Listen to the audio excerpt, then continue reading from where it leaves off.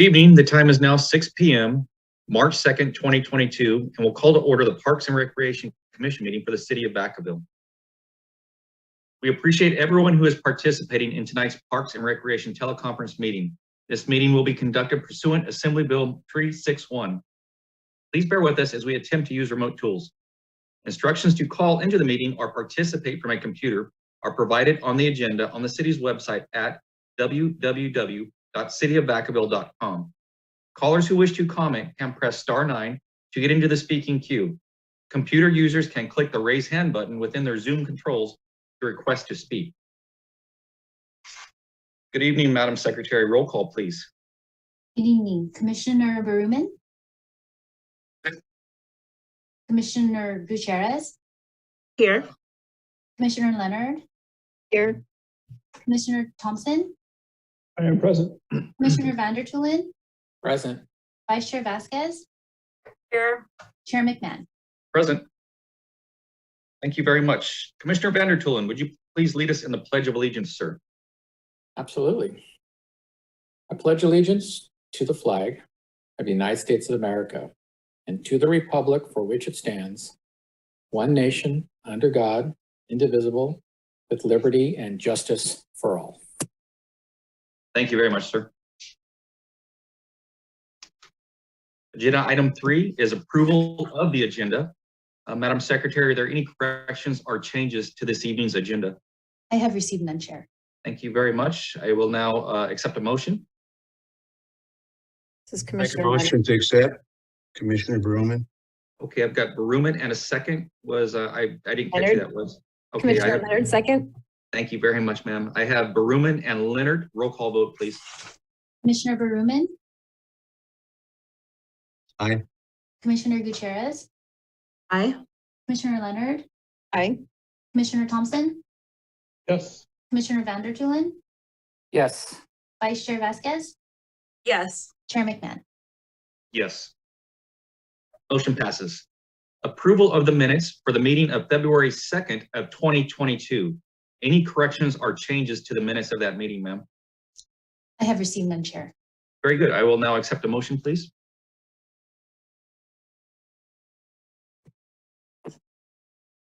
This is Commissioner Vandertulen. I motion to approve the minutes as is. Okay, I have a motion from Vandertulen and a second, please. Commissioner Thompson, I motion to second. Vandertulen and Thompson, roll call vote. Commissioner Baruman? Aye. Commissioner Gutierrez? Yes. Commissioner Leonard? Aye. Commissioner Thompson? Yes. Commissioner Vandertulen? Yes. Vice Chair Vasquez? Yes. Chair McMahon? Yes. Motion passes. Item 5, communications. Director Walker, I believe we do have some communications to talk about this evening. Yes, Chair McMahon. Correspondence was received specifically addressed to Chair McMahon and Vice Chair Vasquez. Letters from Sierra Vista School 4th graders related to the improvements at Sierra Vista Park. Okay, very good. And I did have a chance to read every one of those letters, and I appreciate the staff sending that out to all the commission members. And it was very impressive. And I'm glad to see that our young people are engaged and want to be part of improving the parks that are in their neighborhood. I will keep it fairly brief, but some of the suggestions by the 4th graders for that park at Sierra Vista were splash pads, zip line, a big merry-go-round, extra swings, a track, soccer fields, baseball fields, an obstacle course, a sandbox, football fields, basketball courts, dog park, an outdoor movie theater, a pool, a cosplay studio, and picnic tables. So we have a lot to consider there, and your suggestions are absolutely appreciated, and that will help this commission make the decisions that best suit that neighborhood in that park, and we will eventually pass it on to the council. So thank you very much to Ms. Doss for the letters. It's much appreciated. And at this time, I'd like to ask the Vice Chair Vasquez, would you like to add anything, ma'am? Yes, thanks. Thank you, Chair McMahon. Yeah, that was a great summary. I got to read all of them too. And it was just really awesome to see that we've got some teachers out there who are engaging students in, public dialogue and community engagement.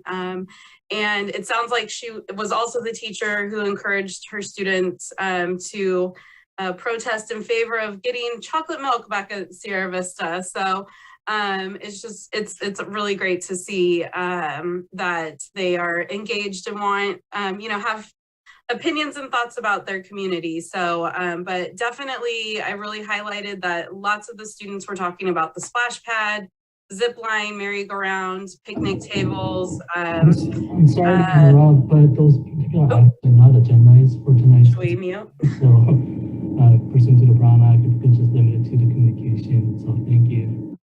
Oh, I didn't understand that. I'm sorry. David, would you like to repeat that, sir? Yes, sorry.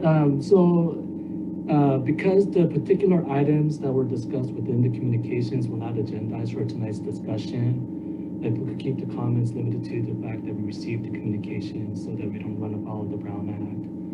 I do apologize if I wasn't clear in my last comments. David, this is Director Walker. Yeah, we're having difficulty hearing you. There's something wrong with the audio. Thank you. I think we heard that. Just be cautious of the Brown Act, Vice Chair and myself, I believe. So, Vice Chair, did you have anything else, ma'am? Okay, yeah, shoot, sorry. Yeah, I mean, I think that it's an exciting opportunity for these students, and looking forward to what the future of the Sierra Vista Park master plan will look like, and hoping that we as a group and we as a community can listen to the students and engage, what they shared in the potential of the plan. I did have a chance to check in with Councilmember Sullivan on this, and so looking forward to whatever may come of future engagements with Sierra Vista. So thanks, everyone. And thank you, Ms. Doss. Absolutely. Thank you, Ms. Doss, and thank you, Vice Chair. And I will echo what the Vice Chair just said as well. I know the staff is looking in at possibly setting up a visit with perhaps the council member that is assigned to that district, or in that district, which would be Councilmember Sullivan, and perhaps myself and Vice Chair going out to greet the children and say hello and thank you. So thank you very much. Madam Director, anything else for communications this evening? No, that was it. Thank you very much. Moving on to item 6, presentations. Our first presentation this evening is the Willis Lynn Jepson Memorial Garden Update, and the president of the Pena Adobe Historical Society, Cricket Hanoff. Thank you. I'm happy to share with you all tonight our recent garden restoration project out at the Pena Adobe Park. We have a short video for you, and after I'll be happy to answer your questions.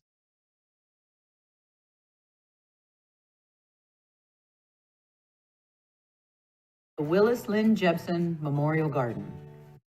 Willis Lynn Jepson, born in Vacaville in 1867, was one of California's most eminent early botanists. His interest in botany started as a boy as he explored the area around Vacaville while growing up at Little Oak Ranch, formerly located off Peabody and Alamo Roads. In his field notes in the late 1920s, he fondly remembers revisiting the area with Vidal Pena, grandson of Juan Felipe Pena. Jepson dedicated his life to botany, and as a professor at UC Berkeley for over 40 years. His book, The Manual of Flowering Plants of California, published in 1923, is still relevant today, most recently republished in 2012. Thank goodness, Solano Master Gardener Paula Pashby, while walking her dogs last spring at the Pena Adobe, noticed the Willis Lynn Jepson Memorial Garden and wanted to learn more about the history. Years ago, Bob Allen, local historian and founding board member of the Pena Adobe Historical Society, designed a garden showcasing native California plants with the intent to educate park visitors on how local Native Americans and early settlers here in the Vaca Valley used those plants. In 2009, he oversaw the implementation of his plan by the Boy Scouts, Vacaville Troop 180, and Eagle Scout project led by Mr. Cole Smith. After Bob's passing in 2016, the garden was left unattended. Paula Pashby and her fellow Solano Master Gardeners and the Yolo County Master Gardeners joined the Willis Lynn Jepson chapter of the California Native Plant Society and decided to take on the restoration of the garden. Kathleen Catton, board member of the California Native Plant Society, completed the first draft of the garden layout. Barbara Rayleigh, also of the Society, and Deborah Sorrell, Yolo Master Gardener, began identifying native plants for consideration. On Friday, January 28th, the Master Gardeners removed all the weeds, covered the garden area with cardboard in preparation for mulch, and replanted some of the yucca bushes. The cardboard was used in lieu of landscaping fabric or dark plastic and should degrade anywhere from 6 months to a year, depending on the moisture levels. Master Gardener Maureen Clark designed the new irrigation system. Kevin Wright from the City of Vacaville Public Works okayed the plans, and plumber Chris Pouget installed the new system. Sergeant Lewis from Travis Air Force Base has 25 active duty volunteers available when we begin planting this spring. This project has proven to be a great outreach program, allowing us to partner with the Solano Master Gardeners, Yolo Master Gardeners, the Willis Lynn Jepson chapter of the California Native Plant Society, and Travis Air Force Base. If you have an interest in local history and would like to learn more, email the Pena Adobe Historical Society at penaadobe@gmail.com or visit our Facebook page.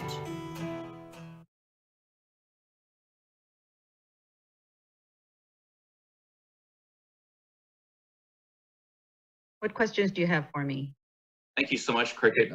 We're extremely fortunate to have you and Pena Adobe there. To have a historical landmark in our county, and in fact in our own town, is extremely rare and fortunate. And it's a definitely so much history there, and it's just a treasure of our town. And so thank you so much for all the work you do there. Thank you to the Master Gardeners and the volunteers, and also the airmen out at Travis Air Force Base. It's very much appreciated, Cricket. At this time, I'll open it up for commissioner comments. Commissioner Leonard. Thank you, Chair. That was a wonderful presentation. It's exciting to see the garden refreshed. It's also exciting to me to see the city starting to incorporate native plants and animals into our landscaping in our park. I think that's a really important piece, and we're so grateful for the volunteers at Pena Adobe and the Native Plant Societies, because I think that's really important work.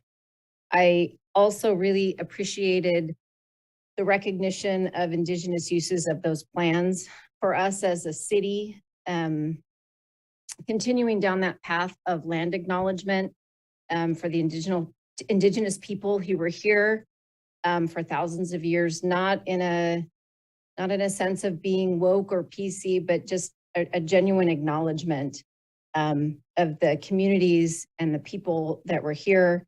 The same trees that are in our parks were the same trees in their community, and they had a huge loss of their land and their culture.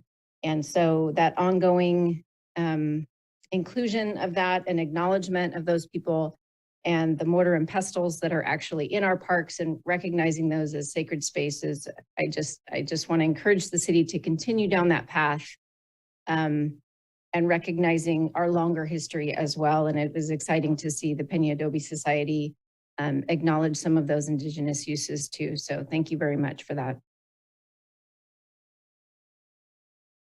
Thank you very much, Commissioner Leonard.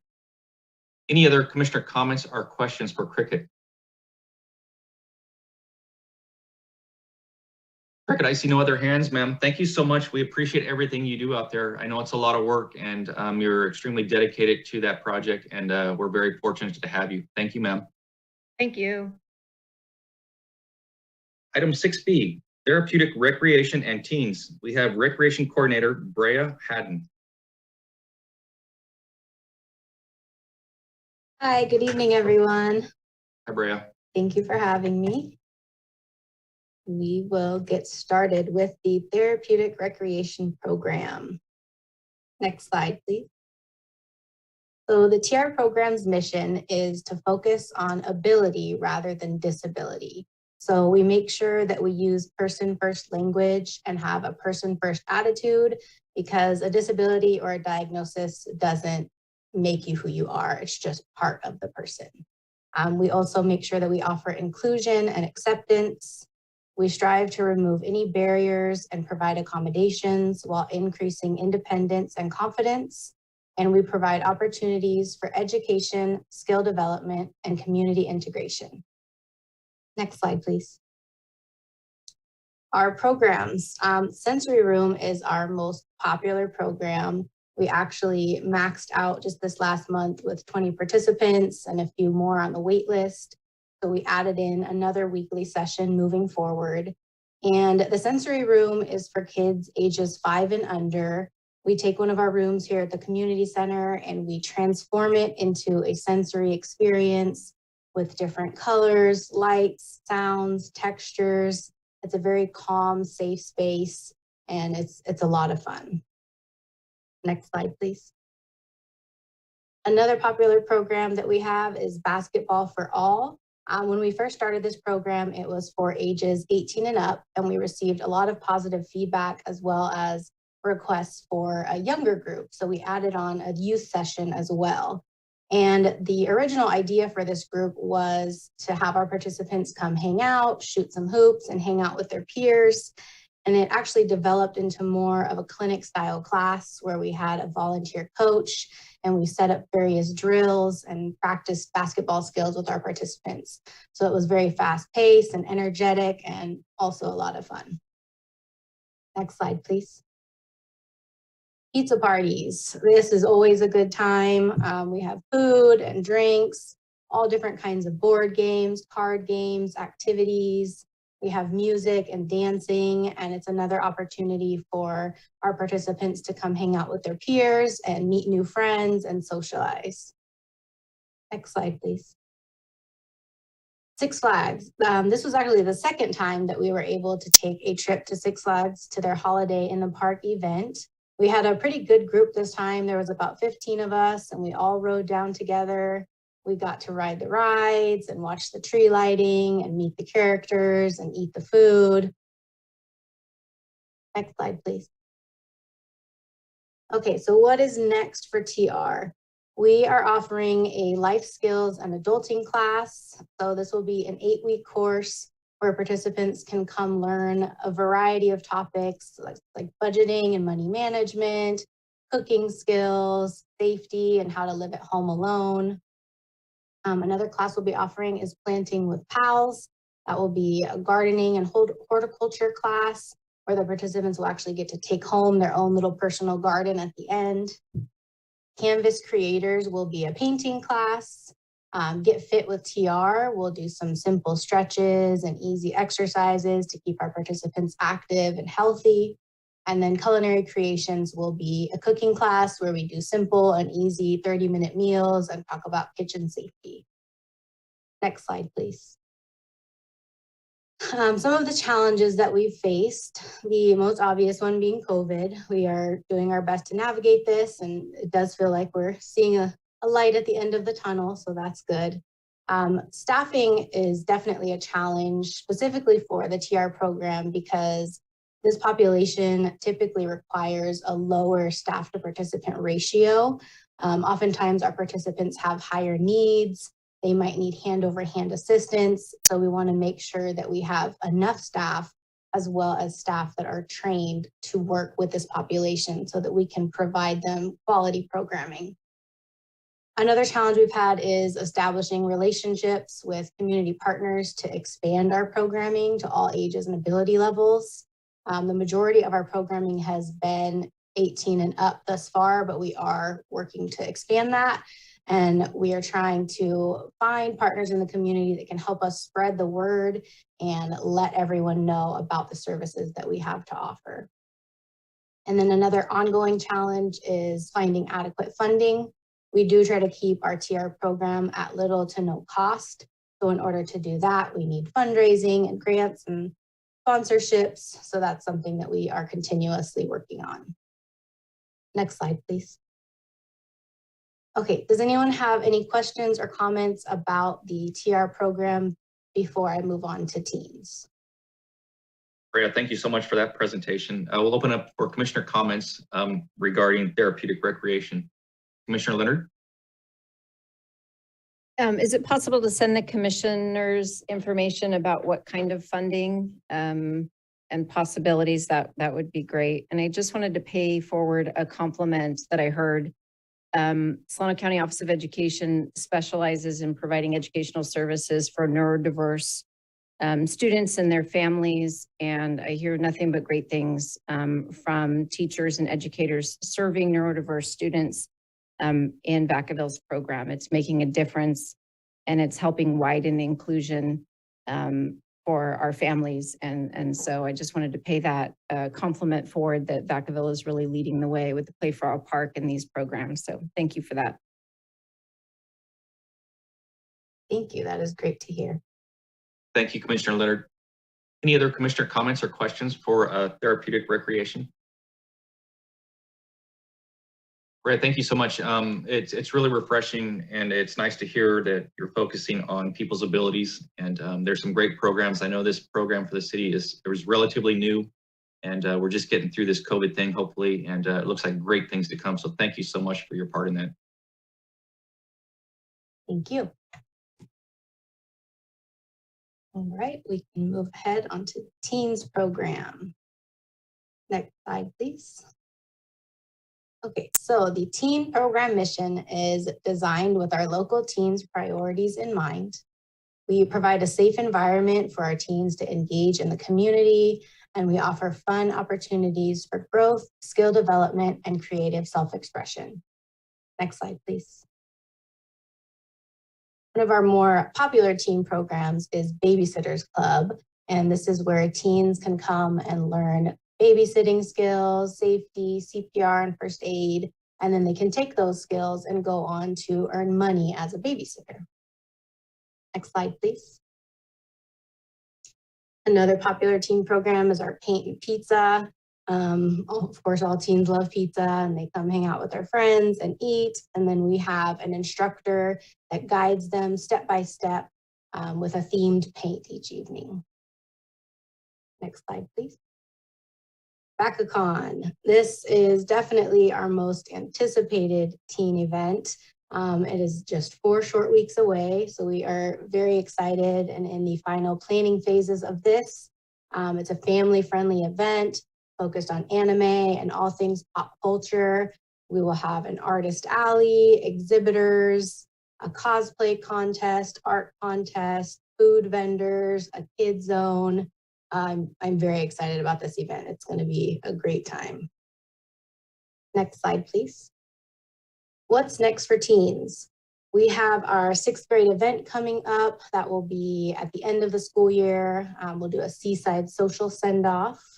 And then we will also be offering teen cuisine, which is a teen cooking class, as well as game nights, a Pokemon tournament league, and then leaders in training and leading events with teens will be programs that really get our teens involved in the planning process of the program. So they'll help us come up with the ideas and then also go on to help us facilitate those programs to gain leadership skills along the way.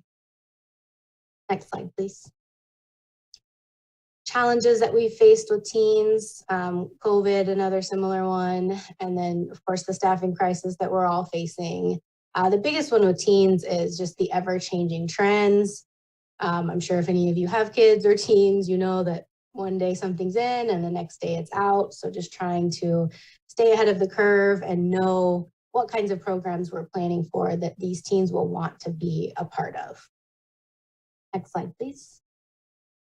Any questions or comments about the teens program? Thank you, Brea. We'll open up for commissioner comments or questions for Brea. Brea, I see no, excuse me, Commissioner Bruman. Brea, that's pretty outstanding, just the programs that you've been putting out. And I know the staffing thing is a problem.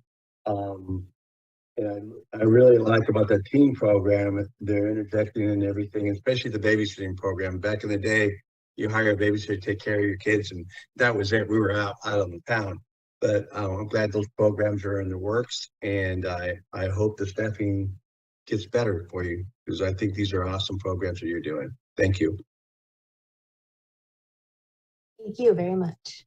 Absolutely, I would agree with Commissioner Bruman. Thank you so much. I know that the Babysitting Club is a great program. I have children that have taken that class, and it has benefited them very much. So thank you so much for that. Any further commissioner comments or questions for Brea? Commissioner Bruman, did you have another question, sir? Okay, very good. Commissioner Leonard. I am going to echo everybody's sentiment. I'm just wondering if there's a way to get all of the Parks and Rec event on the main calendar. I don't know what the city's policy is for the events calendar on the main page. There might be reasons why they're not there, but I didn't see Baccacon on there and some other events, and it might be just a good place for one place for residents to go to find out what's going on. I didn't see it on our events calendar. I will definitely look into that and see if we're able to get that on there. Thank you. Absolutely, that's a great suggestion. Just that's a one-stop shop where everybody can see it right on the city website. Thank you, ma'am. Any other commissioner comments or questions for Brea regarding the teen program? Brea, thank you so much. You're doing a great job, and we appreciate everything you're doing. Thank you very much. I appreciate it. Thank you, ma'am. Item 7, business from the floor. This is the time to address the commission with issues that are not on the agenda that are within the commission's subject matters jurisdiction. Maximum of 3 minutes per speaker. Madam Secretary, anyone from the public this evening?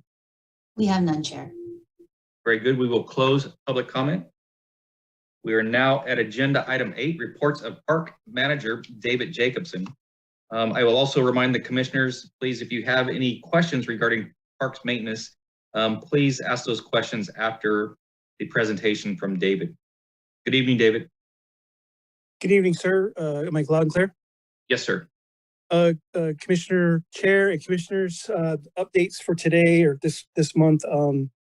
I previously spoke about the lighting for all of the ball fields for the Little Leagues this season, and the materials came in and they got started last week.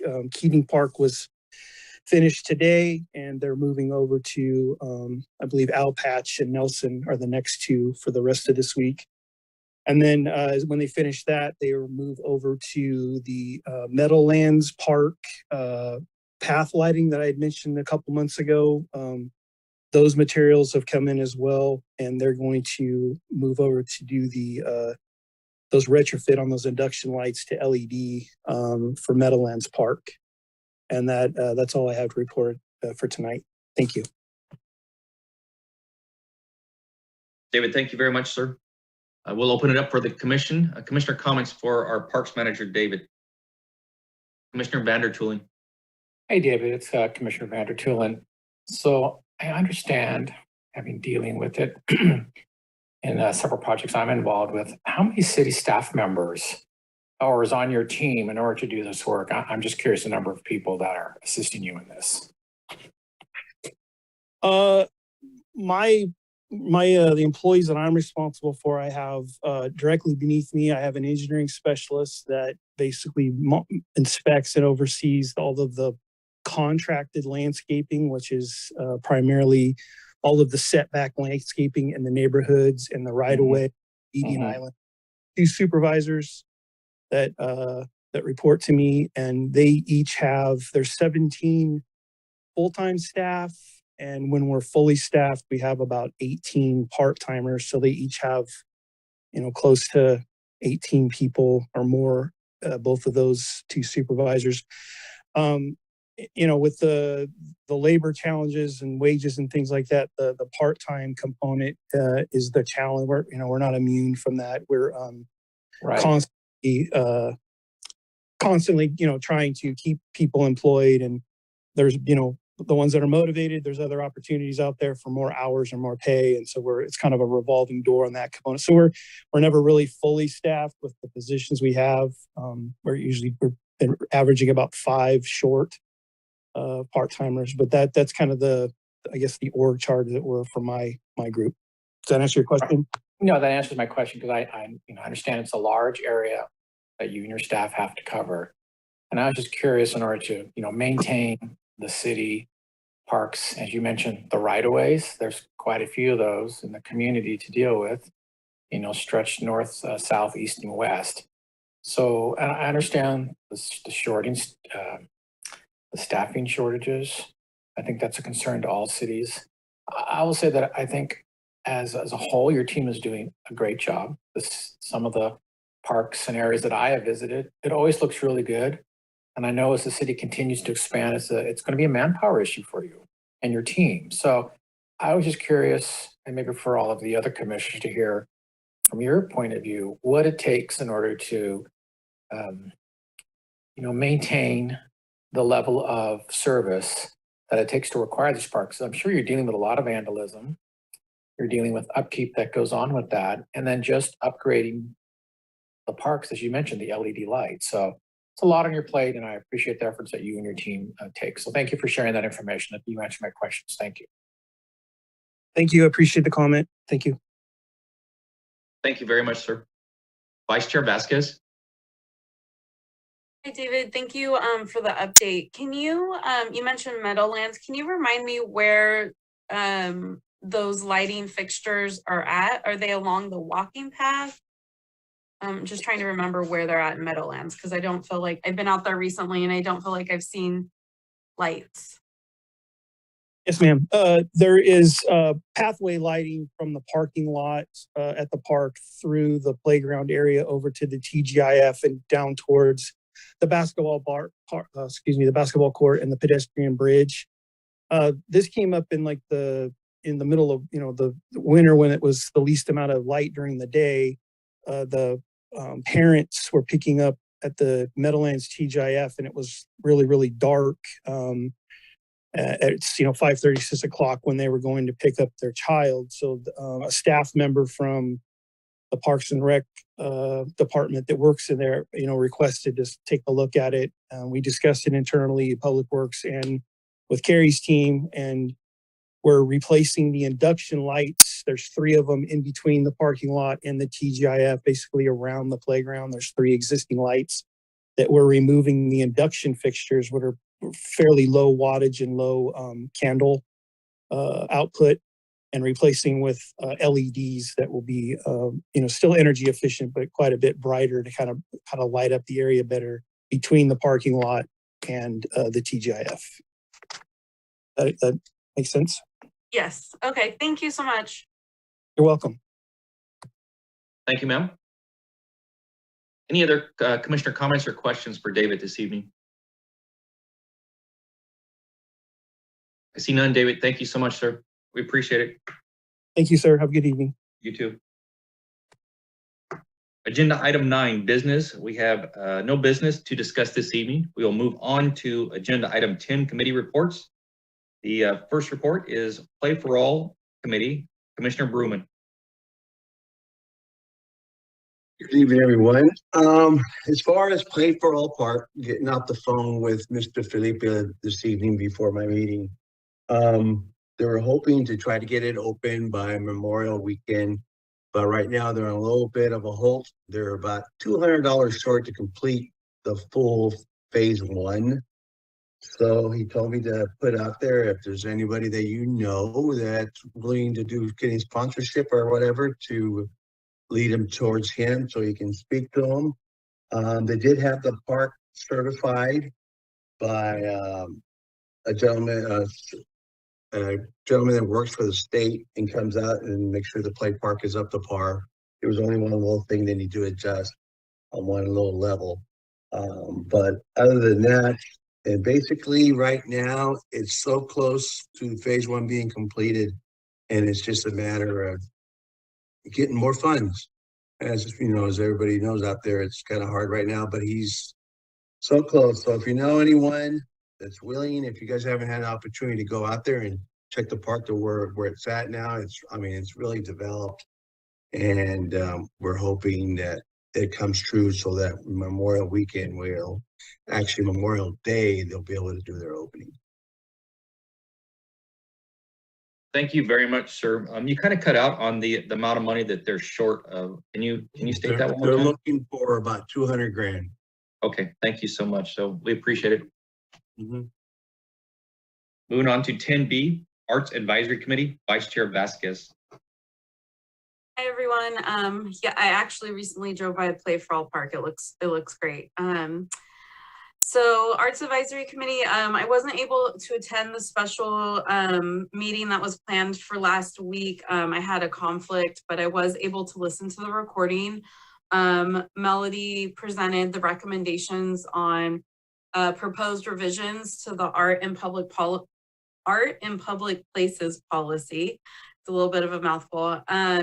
And it was great to hear committee feedback. Committee member Fox provided a lot of great feedback for staff to consider to include in those new revisions. Councilmember Roberts also called in and gave some really good feedback and suggestions for the committee to consider.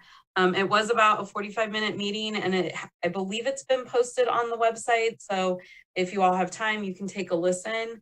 And I will probably have Melody correct me on this if she's here. Oh, I don't. Oh yeah, I see her.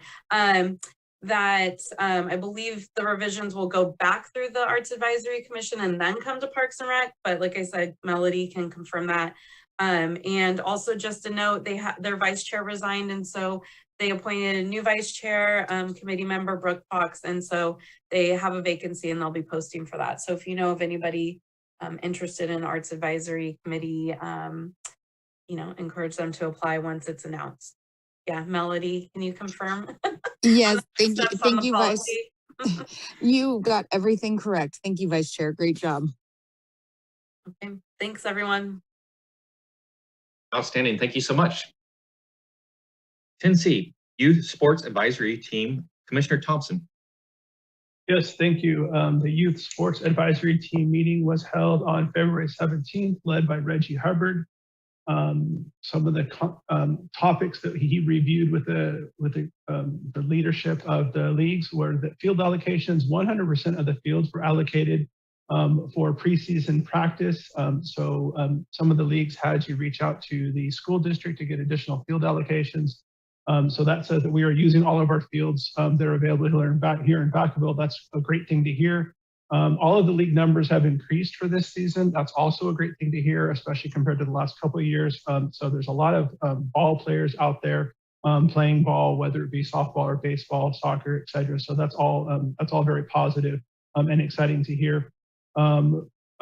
Reggie reviewed postseason play with all of the leagues. If they have postseason play or tournaments coming up at the end of the regular season, we need to get those in because of the limitation of fields available for those tournaments.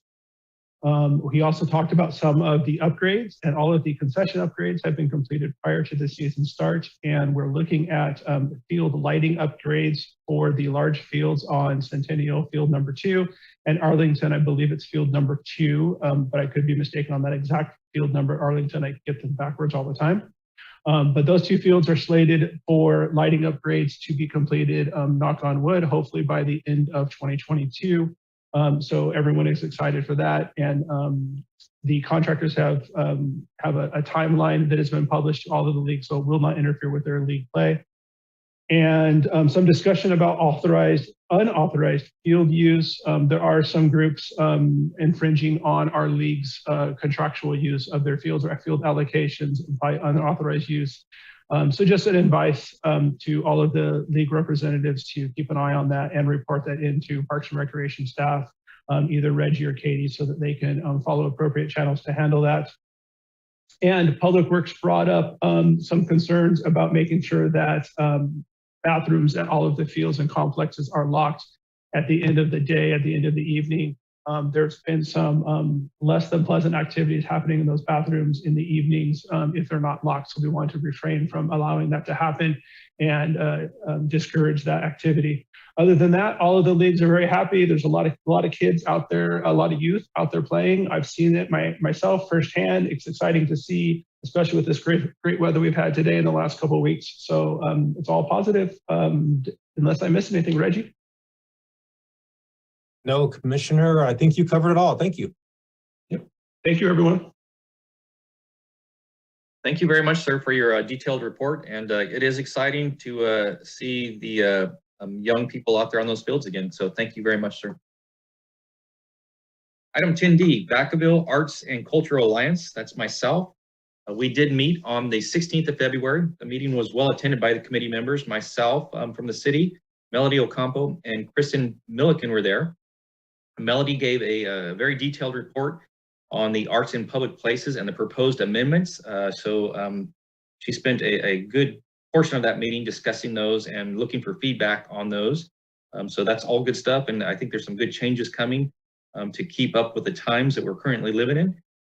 Also, Kristen gave a discussion on opening acts and intermission, during intermission for our Creek Walk concert series. I don't know exactly how that's gone, but the submissions were due sometime, I believe around the 25th or so of February.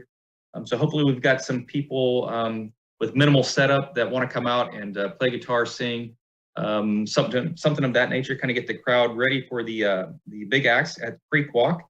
Then also from that meeting, Vacaville Arts Week is scheduled for September 16th through the 25th. We're looking for artists and different events during that week. Melissa Reeves at Visit Vacaville is the point of contact on that. And also the VPAT is available during that week with a potential discount. And if your group, whether it's song or dance or music, is interested in that, contact Rachel Morgan at the VPAT.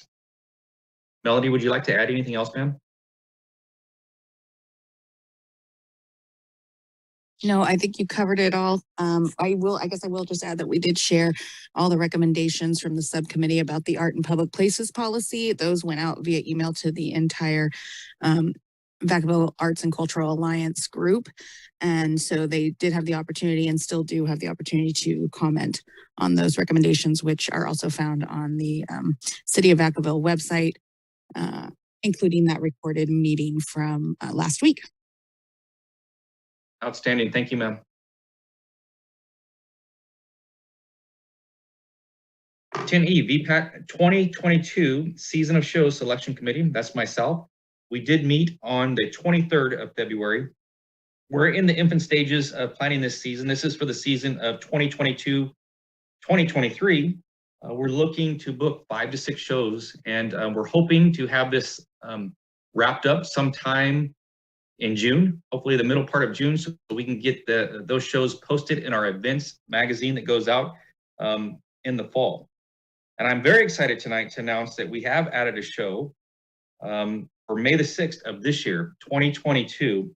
And this is exciting. This is a country music star that is currently on the radio. Every time you turn on the radio, you're going to hear him.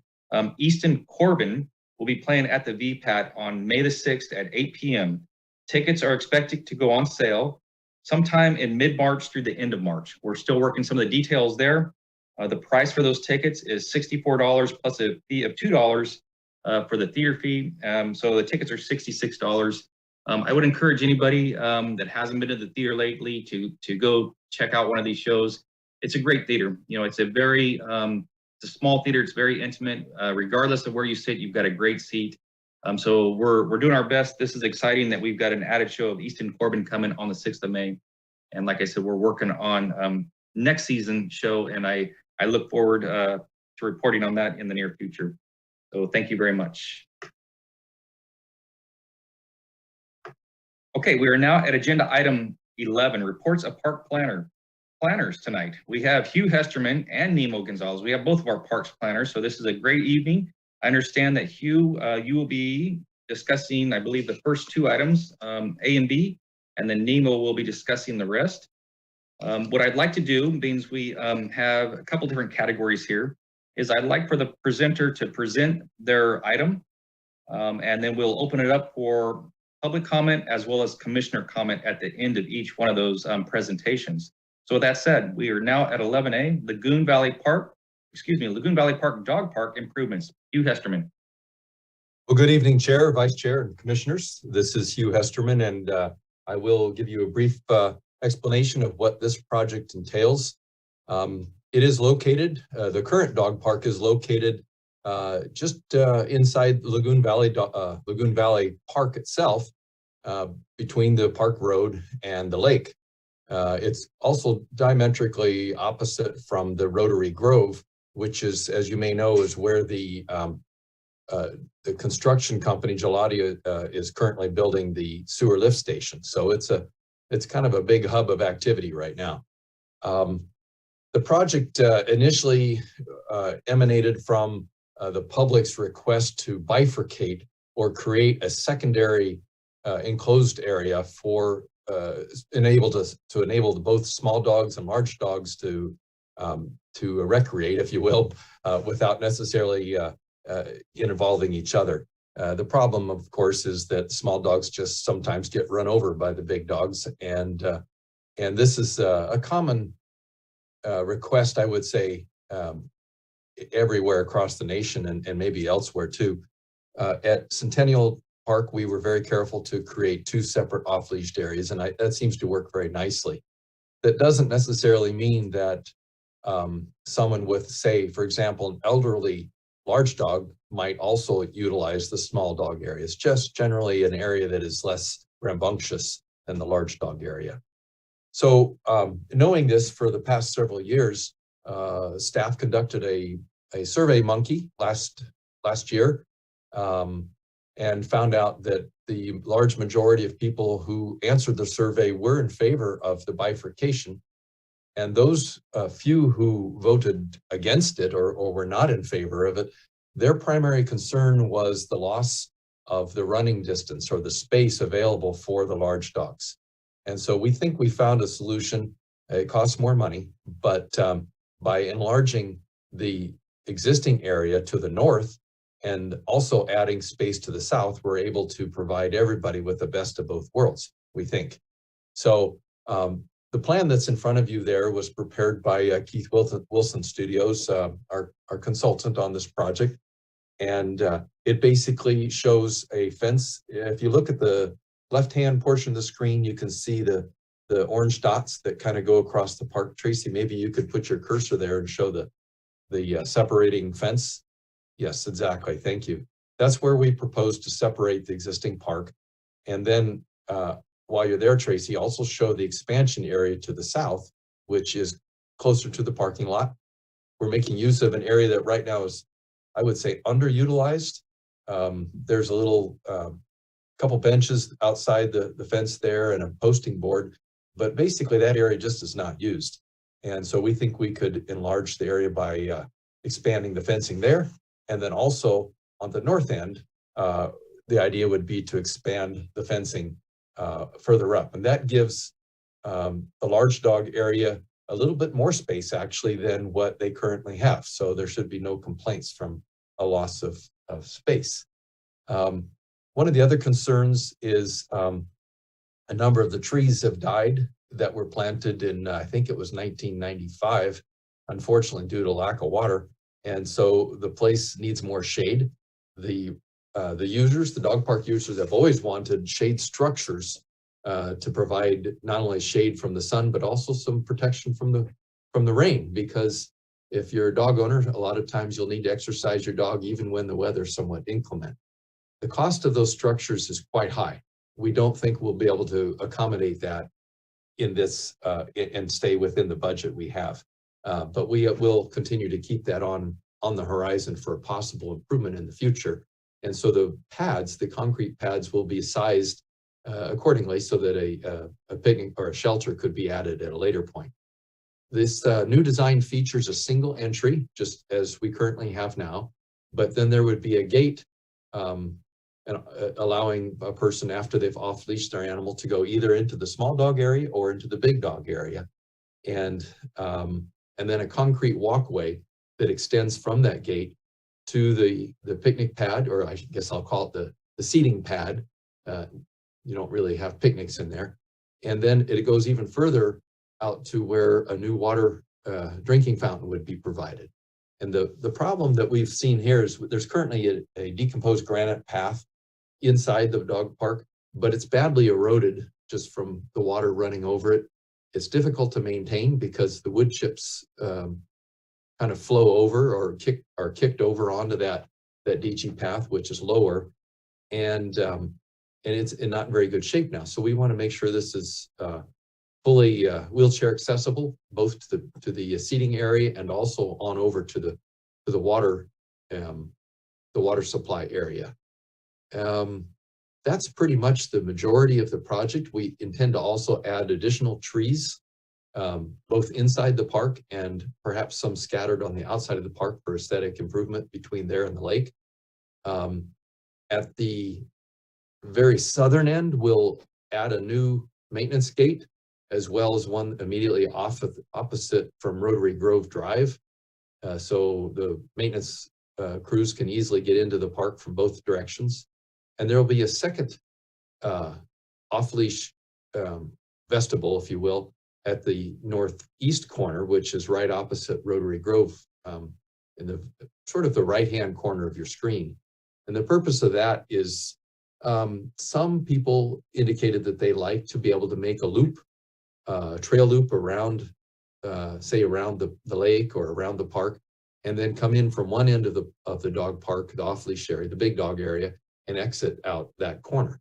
It also provides a direct line across the road at the legal crosswalk that would be oriented most closely to the future restroom building that's to be located in the Rotary Grove area.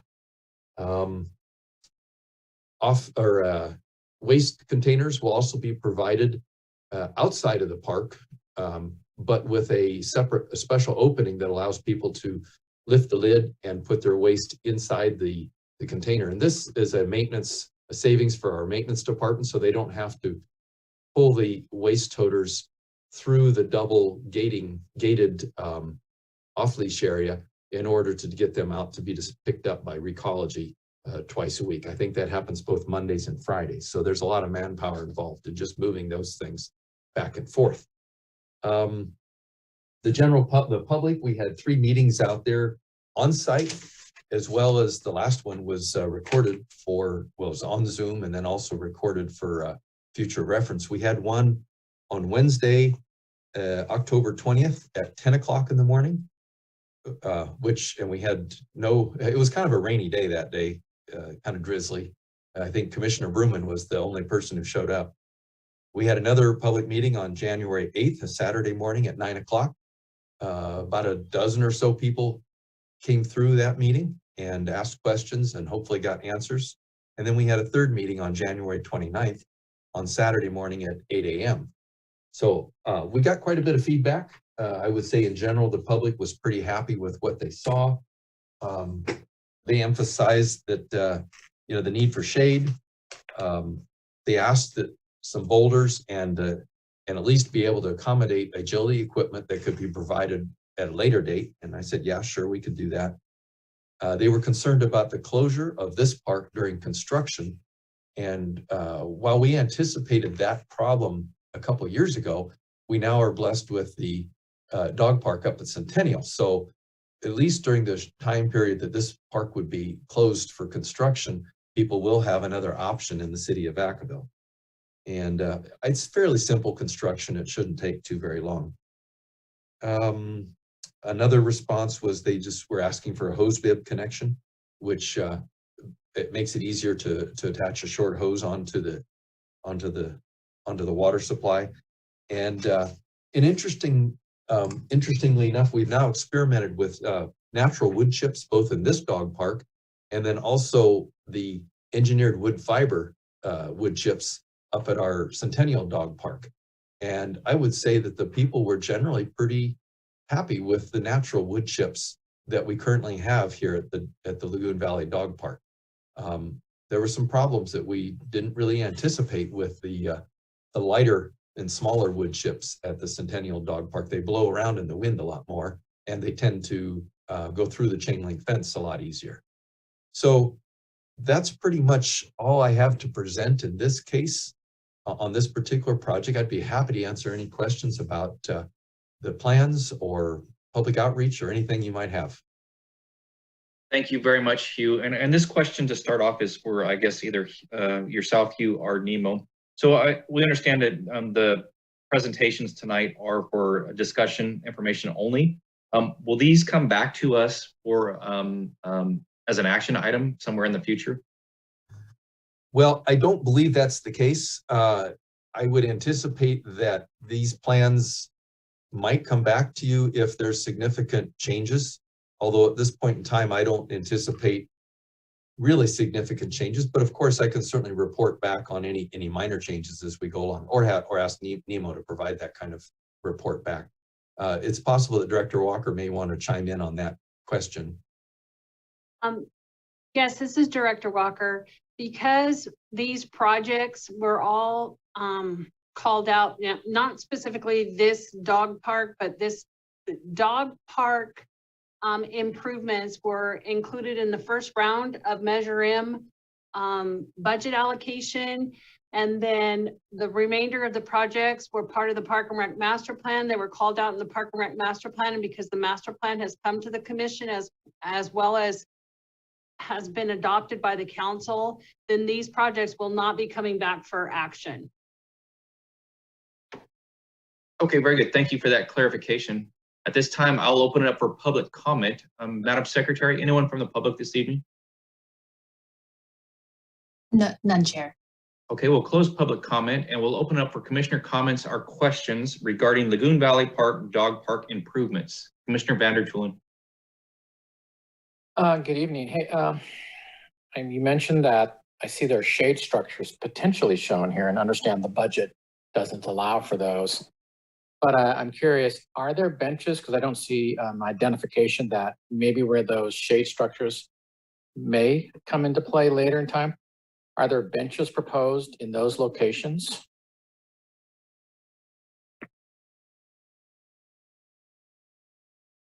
I'm sorry, I was muted. I apologize. That's okay. That's fine. I understand. I've done that myself. You're right. No. Yeah. So in the dog park, it's interesting that it's kind of a social thing. Some of the benches move around depending upon how groups want to sit, and where the shade is. One of the things that we would certainly change, I would say, from what the plan is that you see in front of you, is to provide more shade over the paved areas, so that tables could be placed there. But we also don't want to block the space for wheelchair users or people who have other wheeled devices. So it's a combination effort there. We'll provide some tree shade. There will be certainly, I would guess, at least one additional bench or table added, but there are currently existing benches and tables in the dog area that will not, that will remain. So they may move around a little bit, depending upon where the shade is or how people actually want to sit as a group. I'm not sure if I really answered your question there or not. So if I didn't, please let me know. Well, no, I guess what I'm looking at, and correct me if I'm wrong. So I understand the ADA accessibility, and I just want to say first before I get into it, I think it's a great addition to Lagoon Valley. I'm totally in agreement that you have to have two different areas, one for the large dogs, one for the small dogs. I like how you have the secondary entrance. Basically to leash your dog and unleash your dog as you get into these areas. So I think it really works well. I guess my question again, because I know for the ADA, you've got that covered. You've got a concrete walkway coming in. You go left, you go right, big dog, large dogs, small dogs. And then you have this area, large concrete pad. And I would think maybe you'd have a couple of fixed benches there. Because sometimes, and maybe, I don't know if this has happened here or not, but I know a lot of public projects, if benches are not fixed, they have a tendency to walk away. It's amazing how they got legs and they just walk up and out of the park. So in this area, where those shade structures might occur, are there fixed benches in that location? I understand the ones that are there currently that move around, but what about in this area for ADA people? Because I would hate for them to come in and there's no bench for them to utilize, or even not even for them as well as maybe their guests. Right. So we anticipate the inclusion of at least one, if not two, new concrete benches there.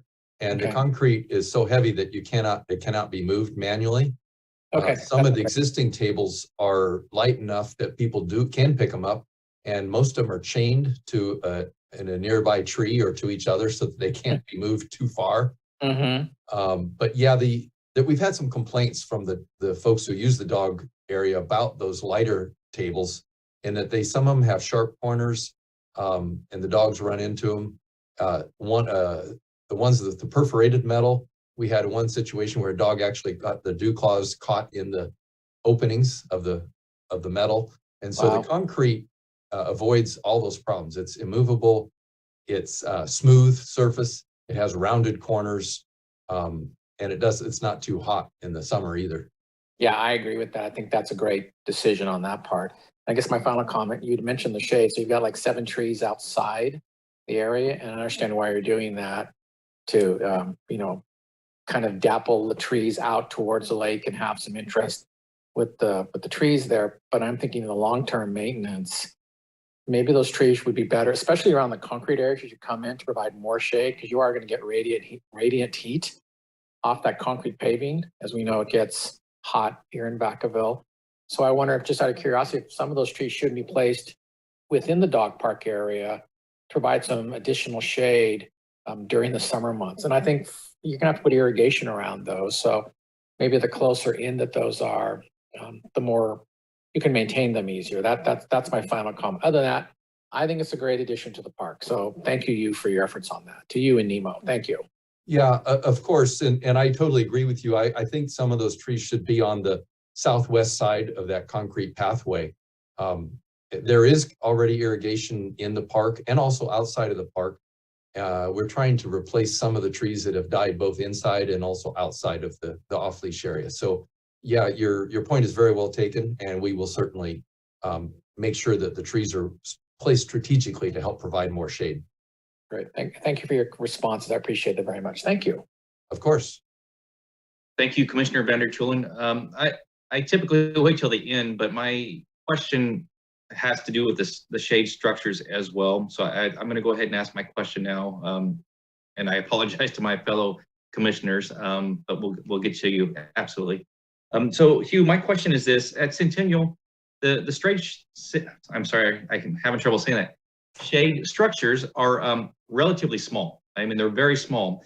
And what I've noticed is, in order to be in the shade, you have to sit outside of the shade structure, depending on the time of day.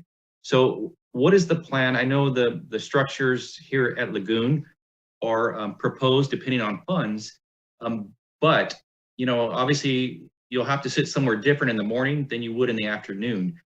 What is the plan for that, or has that been thought about? Yeah, you're absolutely right, Chair McMahon. If you observe people utilizing the shade structures out at Centennial, they will move the chairs completely around that structure in each park just to take advantage of the best shade. We anticipated that. Those structures are fairly small, but they're also fairly expensive. I think they were, I want to say, about $45,000 each installed, so all costs included. So like I said, you'd have to go to a bigger structure in order to make sure that you stayed in the shade all day long and on the concrete. It's not an easy thing because the sun moves like crazy. Plus, like I mentioned, in the winter, you want to be underneath the structure to provide protection from the rains too. So I really think probably the best thing that we could do at this point, considering our budget, is just to be very strategic with the tree placement. Lots of them, in other words. Absolutely, I would agree with that. Would it be more cost effective to build one large structure and just place it over the middle of that fence on each side? Would that be more cost effective? I think you might lose some of the spacing. Well, here's the problem: is when a new dog comes into the park, a lot of these dogs that are already in the park go rushing over to greet them, and so the dog park users were very emphatic that they wanted to keep the structures, the gathering areas, both the water hole and the and the shade structure, if there is one, or the pad, as far away from the entry as practical in order to kind of reduce that mad rush every time a new dog comes in. So if we were to push those two structures together and share them over the line, I don't think there really would be much of a cost savings. You might get the advantage of some shade in one area versus the other, but I think the overall loss might be in their location might be a problem, cause a problem. Understand. Okay, thank you very much, Hugh. Vice Chair Vasquez. Hi, Hugh. Thank you so much for your presentation. This looks really great and exciting. I can maybe take my small dog to the park now. But I did have a question similar to Commissioner Vandertulen about fixed seating. And maybe is there a way to incorporate like the round fixed seating around some of the existing trees or the new trees that are coming into the park? So it's both shaded and fixed in the park.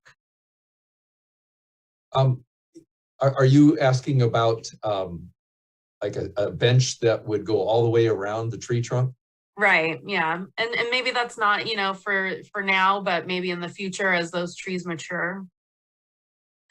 So I guess I would just point out, you can kind of see in this photo, which, you know, was it was taken in the winter. You can see probably the grass is green, but not all the trees have fleshed out. The trees up in the northern end, you can see the trunk coming down, and the shade is the shade that they project is quite a ways away from the trunk of the tree at this time of year and this time of day.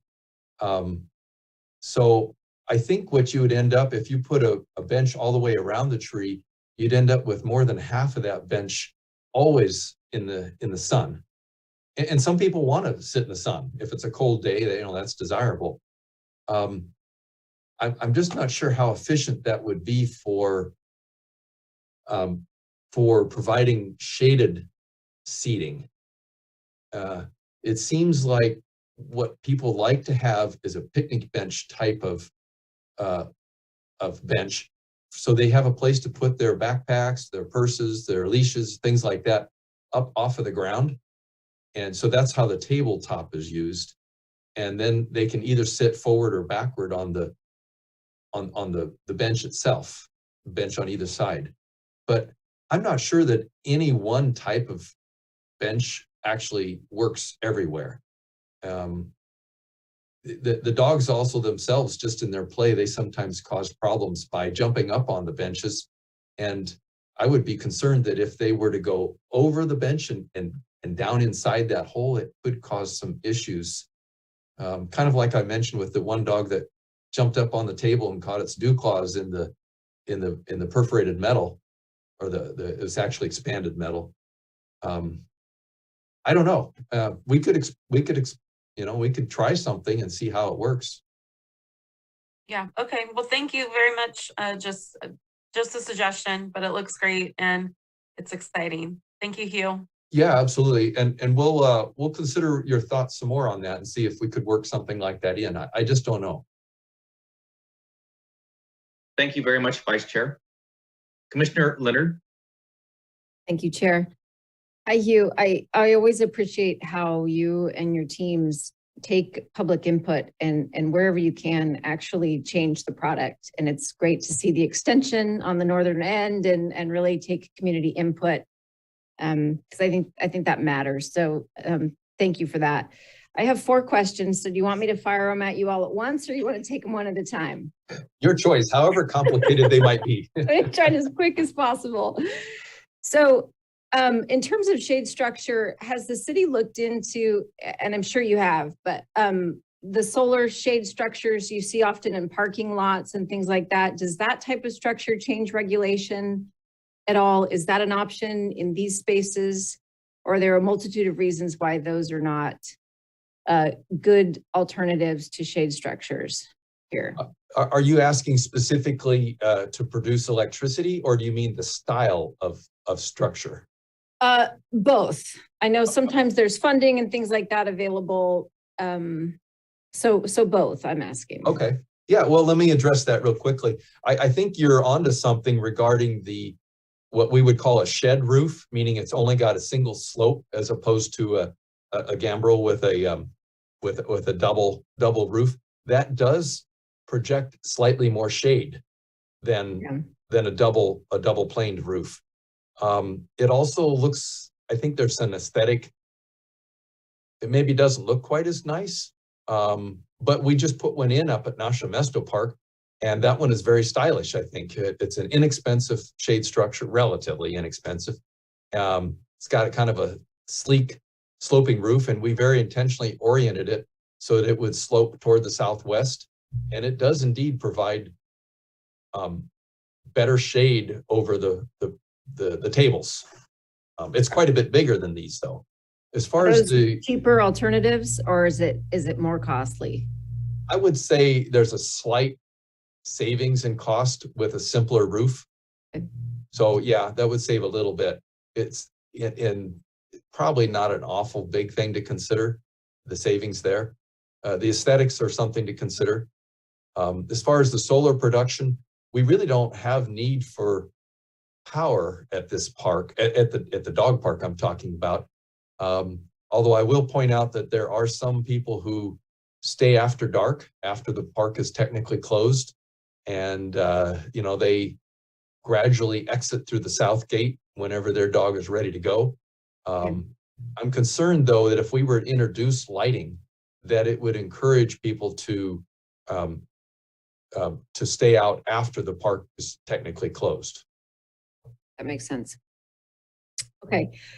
We've talked in the past about signage across the city, beyond just notifications and rules, ways to engage and other problem solving around how do we really know how many people are using what facilities and whatnot. Is there any kind of new signage design or strategy around this project?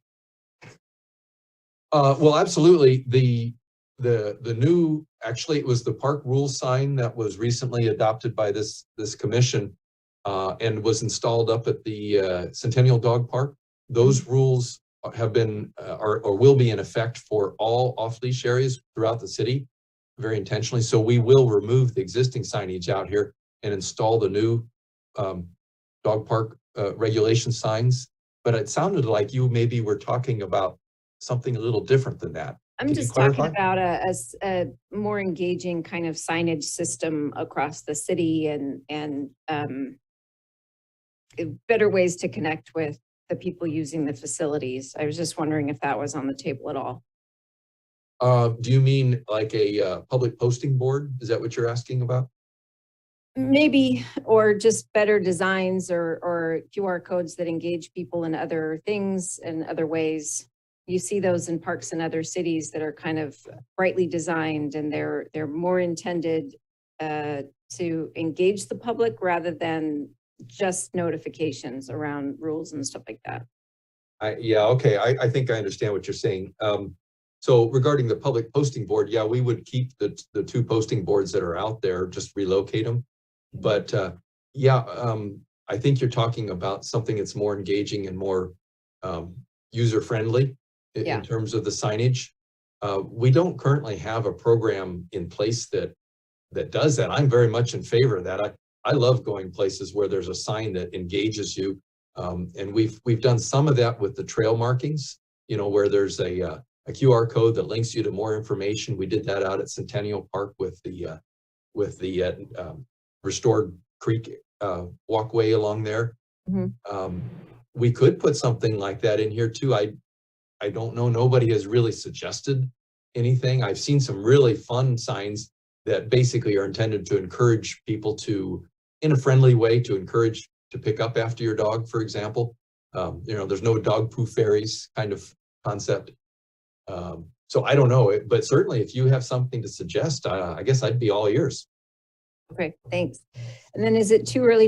Have you determined what trees are going to be planted, or is that just kind of in the conceptual phase at this point? Well, there was a planting plan done by the Cal Fire planting that was done in 1995, and that's would put in the a number of the trees that have died out here. The ash, Raywood ash trees that are in the park are a pretty good choice for this because they tend to keep their leaves on longer through the winter. And then of course the Italian stone pines there along the road, they are green all year long. So they are highly sought after for shade. But if you have specific trees that you think we should consider, I would be very open to that. The tree selection has not been nailed down yet. Okay. Yeah, I'll send you the park is actually kind of a stop in the Pacific Flyway. There's a lot of migratory birds and bird life that come through there.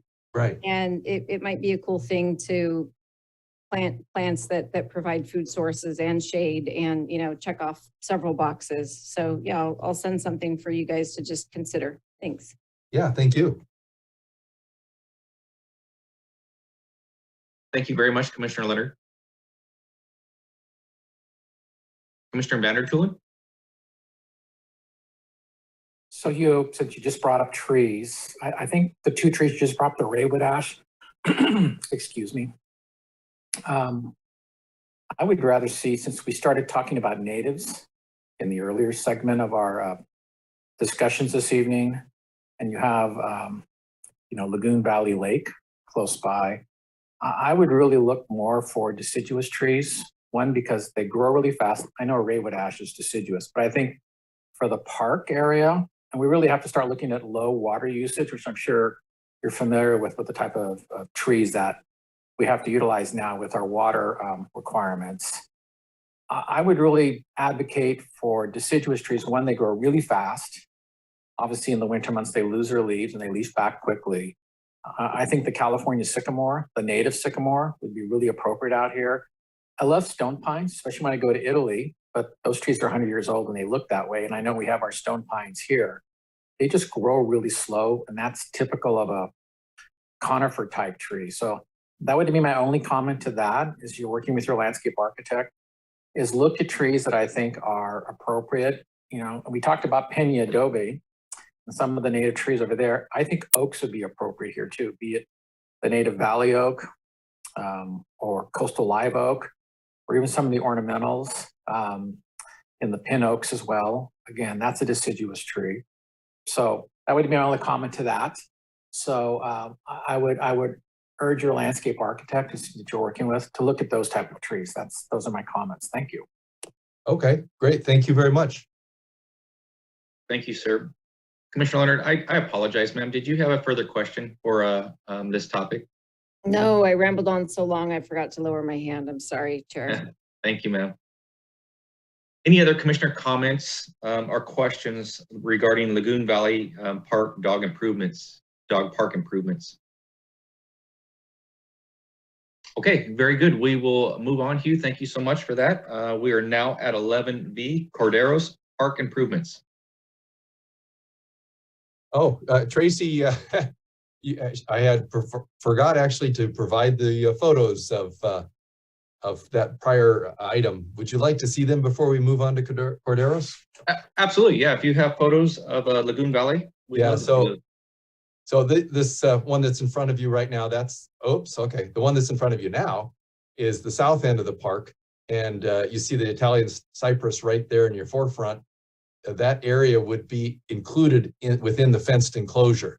And that's the area that would be expanded to allow room for the small dogs.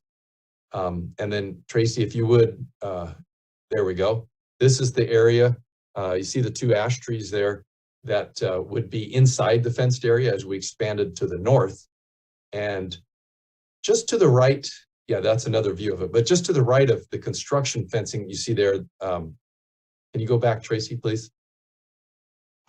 Yeah, so you see where the black construction fencing is? Across the creek from that area is where the restroom building will be located. And so that makes a very convenient short trip over to use the restroom from the dog park. And then Tracy, yes, please go to the next slide. And this is just a different angle view of that same area where we would expand to the north. And there's the, you see the existing posting board. This one is not used hardly at all because it's really not by an entrance area. So we would relocate it so that it would be in a more useful spot. And I think this photo is just to show the DG, the decomposed granite, both the pad and the walkway that comes in, and how you really actually in the photo, it looks pretty good condition. It's actually very badly eroded. And you see the wood chips that are all scattered over it. Makes it hard. The maintenance crews find it difficult to clean that because you can't blow it very well. Also in this shot, you can see a better shot of some of the tables there. The one that's right in the center is got sharp corners on it, the aluminum corners, and that's what we've got some complaints about. And then the ones beyond that are the expanded metal that have the openings. And so they also we've had some complaints about those too. So that's just to give a little more information on that. On to Corderos Park. Corderos Park was built in the North Village area. It was a city build project after many of the homes were already constructed. The city was at one point thinking it was going to be a developer build project. And for some reason that opportunity was not taken advantage of by the developer. And so the city came in and had to build the park. We used 100% of the park impact fees for neighborhood parks that were generated by all of the Area Plan 1. That's all the homes surrounding the park here. And that was not enough. That's probably an old story you've heard me say over and over again. That was insufficient to build the full park as we designed, with a lot of input from the public. We had several public meetings, and I think we did a pretty good job of designing the park, considering that it had a very minimal cost that we had to stay under. So on the left is what actually was constructed. It was the base bid. It included alternates 1 and 3, which were basically the picnic shelter and a few additional trees. We had to eliminate the other alternates, which were the basketball court and what I refer to as the satellite picnic pads. There you can see those in the photo off on the right, or the graphic off on the right. We also eliminated seating benches around the park. And you might think initially that was a horrible mistake. They are very expensive, the city standard ones, but we also were hoping that people might take advantage of our memorial bench program, since we had predetermined sites for these, and buy a bench to dedicate to a loved one, or however you wanted to locate in the park. And in the years that this park has been here now, that has not occurred. So it is only with the Measure M monies, about $700,000 were allocated through council action a year and a half ago, to basically complete the master plan on this park. So the intention is to basically build now all the things that we couldn't afford to build when we first built it. At the time, we had no idea that additional funding would ever come in, but we intentionally designed it with space reserved for the basketball court and for the small group picnic areas, and of course the benches. So this phase 2 of the park is, I would say, long awaited by the public. One of the things you can see if you drive out there is there's a lot of the neighbors have the portable basketball hoops out in the street that you can buy from Costco and other places. And of course, we don't really want our kids playing out in the streets. We'd rather they be in the park. And so just the fact that we would have a basketball court, I think is highly emphasized by the presence of all those portable hoops. Also, the additional picnic areas are going to be highly desired. We did get some questions about the park from the public. There was some concern about, or I guess they were asking about, whether the group picnic areas, the additional picnic areas, would be covered or not. And the answer to that is no, but we again would strategically place new shade trees, new deciduous shade trees on the southwest sides of each of those areas. It's probably not shown real well in this rendering, but the idea is to provide good shade during the hot summer months over each of those areas. Another question was about whether the park would remain open during construction. And there again, I think that the most of the park will remain open. We will have to fence off the area around the basketball court and the group picnic area just for the safety of the residents, the people using the park. And the additional trees that would be added, I think they can be done pretty quickly. There's already irrigation in place, so there would be minimal trenching required to install those. And then the last question that significant question, I should say, for this park was about lighting on the basketball court. And my response is no, it is not to be a lit court because this is a neighborhood park. And yeah, we don't want to encourage nighttime use that would annoy the nearby neighbors. You know, people live not too far away from this site. So there is existing path lighting in the park, but that's just a low level security lighting, not enough certainly not enough to play basketball by. We have engaged the services of Calendar Associates. They were the company that did the original master plan and all the construction documents, and they already have a good portion of the documents ready to go because we included the basketball court and some of the other amenities when we first were trying to value engineering how much to build into this park. So they have been a delight to work with. I'm very anxious to get started. We actually have a meeting with them next week, I believe it is, or March, I guess it's, yeah, next week, March 10th, to kick off this project and get the construction drawings started. So at this point, I'd be happy to answer any questions on this phase of Corderos Park. Thank you very much, sir. Madam Secretary, anyone from the public for public comment on Corderos Park this evening? I have none, Chair. Thank you very much. We'll close public comment and we'll open it up for commissioner comments or questions for Hugh Hesterman regarding Corderos Park.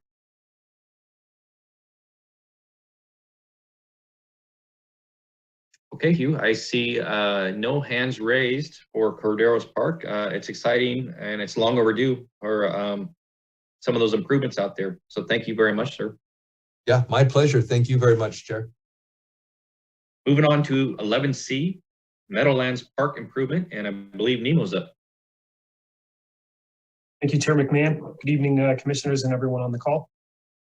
Similar to Park Planner Hesterman, I'm going to be reporting on a couple of projects.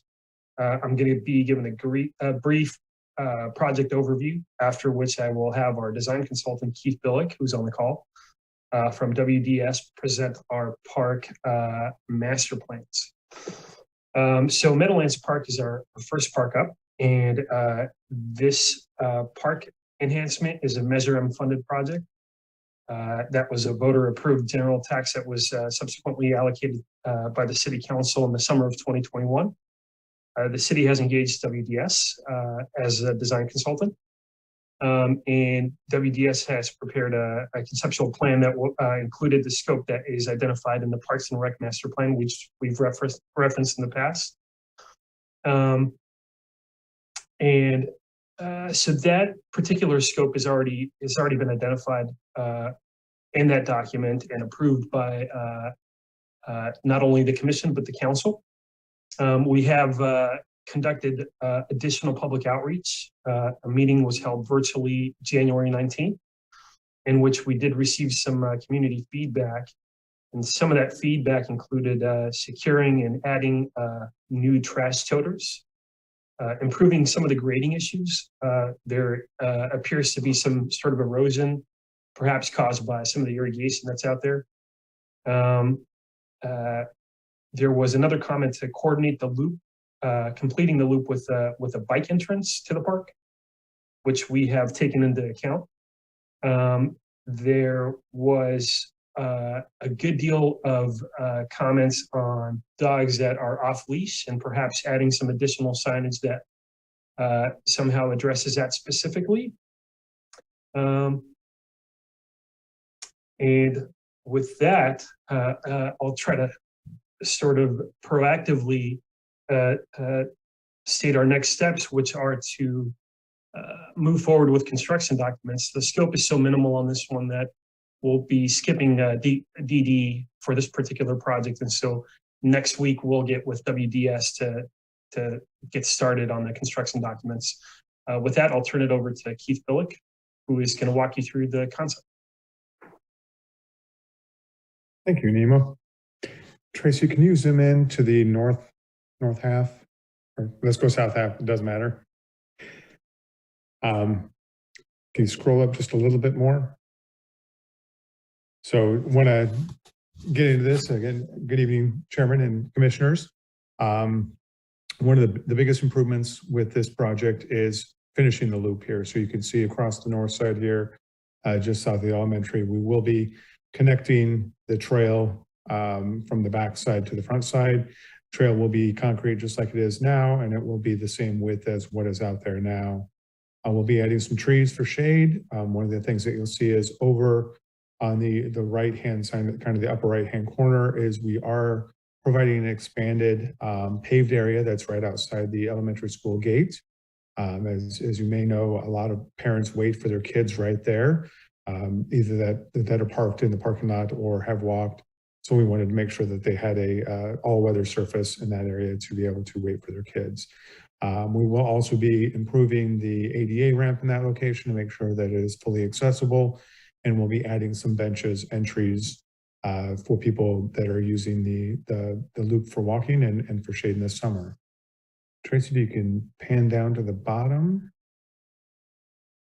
In this area, again, a couple of things that you'll see that we're improving are, again, improving the existing ADA ramp. They're coming into the park, adding some new signage, as Nemo mentioned, adding some benches along the existing trail and along the existing basketball court, adding a little bit some more native plantings to fill in over on the left-hand side along the canal, adding an adaptive swing between the two playgrounds that exist today, and then providing a concrete pad connection from the existing sidewalk to the existing picnic shelter, allowing tables to be pulled out of the, not residents or users to pull the tables out, but allowing park staff to pull some tables out so that we can spread those out a little bit and just make that space more usable for a larger audience. As Nemo also pointed out, we are strategically locating the trash bins to make sure that they're well situated and well placed and easy access, both for maintenance staff as well as for people utilizing the park. With that, I will turn it back over to Nemo and happy to answer any questions commissioners or the public may have. Very good. Thank you so much, Nemo. Did you have anything else to add, sir? I sure did. I apologize. The adaptive swing is one of the things that came out of that public outreach effort. There was a member or a couple of members that participated in the meeting that had indicated, that they really appreciated the fact that a lot of the improvements that we're making out here are addressing accessibility issues, and they brought up the idea of perhaps adding an adaptive play component. We've got simultaneous effort to try and incorporate some adaptive play equipment to some of the existing parks in the city, and so that's why it's labeled as add alternate. So assuming that we've got the funds to sort of incorporate that element, we're hoping to do that as part of this project. That's the only thing I wanted to add. Outstanding. Thank you so much, sir. We'll go ahead and open up for public comment. Madam Secretary, anyone from the public this evening regarding Meadowlands Park improvements? I have none, Chair. Very good. We will close public comment and I'll open it up for commissioner comments or questions regarding Meadowlands. Vice Chair Vasquez. Hi, Nemo and Keith, thank you for this presentation. I was really excited to see this when we got our agenda packet, that there will be some improvements to this park. As someone who uses this park for softball with my daughter who's in a softball league, that extension along the one end of the field, that concrete extension will be an amazing addition. You have no idea, for a lot of people who are lugging a lot of equipment back and forth across this very large field.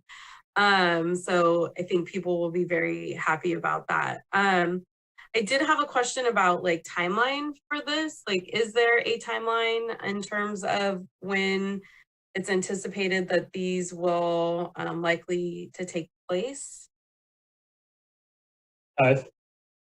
Thanks, Vice Chair Vasquez. We have developed a timeline with the consultant to take it through the construction documents, but we have to coordinate with Public Works and their schedule. And so we have been sharing that schedule with Public Works to try and make sure that we coordinate that and it's on their radar, but we haven't necessarily coordinated an actual construction date yet. I imagine that this is going to be one of the first ones that we try to tackle on account of how minimal the scope is. But in terms of a proper date, I'll have to get back to you on that. Yeah, I mean, the reason I also bring it up is because it is obviously being heavily used right now because of softball and baseball, but also, you know, school is in session and, you know, that extension of the cement on that one end of the park may be a potential big impact to Callison Elementary. And then also just, I mean, just the addition of like benches and et cetera down at the other end, you know, potential impacts to those neighbors along that park line. So, you know, just I think to take that into consideration and ensuring that those both are partners at the school district and also the neighborhood, the community that may be impacted are notified and communicated with about, you know, these events taking place and renovations taking place. And on that, just I love the addition and the inclusion of, you know, adaptive playground equipment. You know, that was something that definitely came up in our parks master plan. And including, you know, notes about diversity, equity, and inclusion. And so I'm happy to finally see it come to fruition in some of our new designs. So really excited. Thank you, Nemo. Thank you. I appreciate the comments. Thank you, Vice Chair. Any further commissioner comments or questions? Seeing none, we'll move on to 11D, which is Pheasants Country Park improvements. Nemo? Thanks, Chair McMahon. So Pheasant Country similarly is a Mesram funded project. The city has engaged WDS as well. And so we're tag teaming here with Keith on this. WDS has prepared a couple of concepts for this plan previously when we did our public outreach. And we did this because we had some a decent amount of scope items that we were going to present out to the public and allow them to sort of comment on their preference to try to create a hierarchy for some of the improvement projects on account of the small budget. I do want to reach out or I do want to make sure that I point out that I have had a decent amount of outreach prior to the community outreach. And then since the meeting itself, from members of the public, specifically people who live directly across the street from the park. And so some of the things that have come up have, you know, similar to Meadowlands Park, there was folks that were concerned about dogs off leash and, you know, making sure that we, as a department, are addressing some of the deficiencies in dog parks and whatnot. And so I was able to provide some information to them. There was also someone else who was advocating for one of the items that's identified in the Parks and Rec Master Plan, which is a youth disc golf course. That individual actually came in to the office when we participated or when we conducted our outreach meeting so that he can participate because he doesn't know how to use a computer. So Park Planner Hesterman assisted so that he was able to participate. Unfortunately, the feedback that we got coming out of that outreach meeting was that a lot of folks were concerned that that particular element would conflict with how they use the park. Folks who walk around the loop or walk their dogs were concerned that people that were using the park in that capacity wouldn't understand etiquette and perhaps hit someone in the head, or their dogs would try to chase a disc. And so after some internal debate as staff, I think we're making a recommendation of not incorporating that into these improvement projects. I wanted to point that out. I did reach out to, his name is Dave Smith. He's a local resident here across the street from Pheasant Country today, to indicate that we likely were not moving forward with that particular element as part of the park. And I told him that that doesn't mean that we're not going to incorporate it in one of the future parks. And he said he was disappointed, but he's happy to help with any future efforts. So just wanted to be transparent with that part of it. And with that, I'll turn it over to Keith to walk you through the improvements. Great, thank you, Nemo. Again, good evening, Chairman and Commissioners. Again, this is a fairly low impact improvements to this park, but we hope that in the public outreach that we've done, we've gotten a lot of good feedback. Some of the primary things that you'll see here, and you'll see as when Tracy zooms back out, we've got these green shapes. We're looking at enhancing these landscape areas with new ornamental and or pollinator garden areas. So you can see we've got some areas both on the north as well as the south kind of interspersed throughout. So we'll be kind of filling in some of those landscape areas with native plants, native pollinator plants, as well as native ornamental plants. The other big things that we're doing is we're connecting a few of the squares that you see in there are the picnic paths. They've got a nice picnic table on them, but they're all inaccessible for somebody in a wheelchair or somebody with mobility issues. And so what we're doing is we've identified several of them to be able to get an accessible route over to them, making them fully accessible to everybody. We're also including, one of the biggest things we heard was shade, and we've heard that from many of the presentations tonight.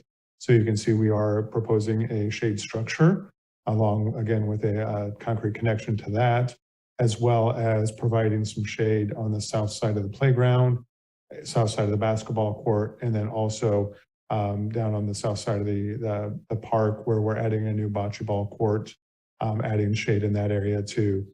Ideally, we wanted to try and get some shade over the existing playground equipment, but due to budget and knowing that playground equipment is slated to be replaced in the near future, we felt that trees were a better solution to start to provide shade for that. The other thing we heard is you'll see the black asterisks spread throughout the perimeter of the park. Those are existing adult fitness stations. We'll be looking at improving those. So we aren't sure whether we'll be enhancing the ones that are there, whether we'll be able to in the budget start to bring in some new elements. But the idea, we heard from several people during the public meetings about wanting to make sure that we did something with those. They enjoy those and wanted to continue to use those. Again, I will turn it back over to Nemo and happy to answer any questions or comments commissioners may have. Thank you. Keith, did we discuss the introduction of the bocce court there at the bottom? I don't know if we panned all the way down there. I mentioned it with the trees. Tracy, can you zoom in just a little bit down there? Yep, there you go. So that's it'd be running along that parallel to that sidewalk that's there. Pulling it to the edge so that we maintain that large open space for recreation activities that go on in the park today. Excellent, thanks. Mm-hmm. Thank you very much for the presentation. We'll go ahead and open it up for public comment regarding Pheasants Country Park improvements. Madam Secretary, anyone from the public? None, Chair. All right, we'll close public comment and we'll turn it over to the commission for commissioner comments or questions.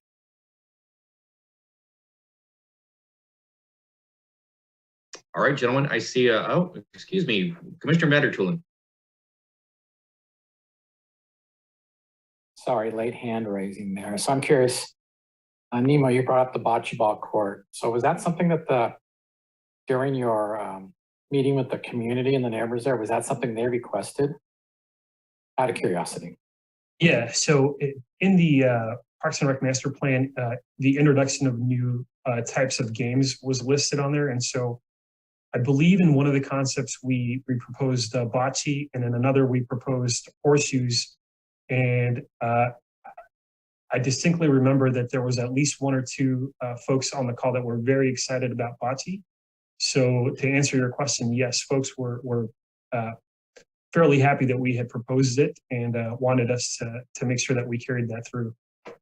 Okay, and because the trees are not, the trees may be blocking access to that, so I'm going to imagine that on the one side where those trees are located, potentially, there'll be some type of walkway. So easy ADA accessibility or just accessibility for anybody to get to that court. Indeed, yes. So one of the things that I think I'm not sure if it's entirely obvious from the aerial, but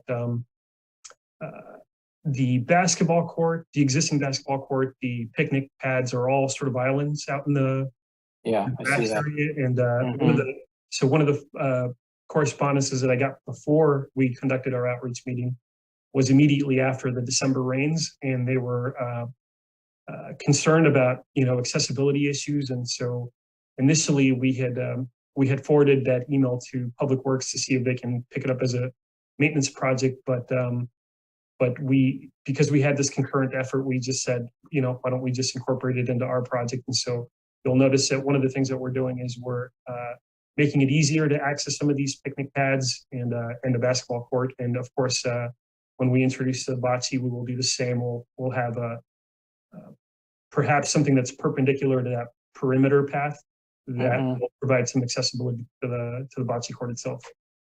Okay, that's what I have. Thank you very much. Appreciate it. Sure, thanks. Thank you very much. Any other commissioner comments or questions? I see none regarding Pheasants Country Park improvements. I will just add this. I know a few of our commissioners spoke on it, but thank you so much. Diversity, accessibility, inclusion, I think has been included in every one of the park improvement plans. Very important. And also, taking the community input and actually incorporating it in every one of these improvement projects. Thank you very much. That's noteworthy and very much appreciated. Moving on to 11E, upcoming community meetings. Thanks. We've got a couple of upcoming meetings, one of them being for Alamo Creek Park. That's Thursday, March 3rd, tomorrow at 6 p.m.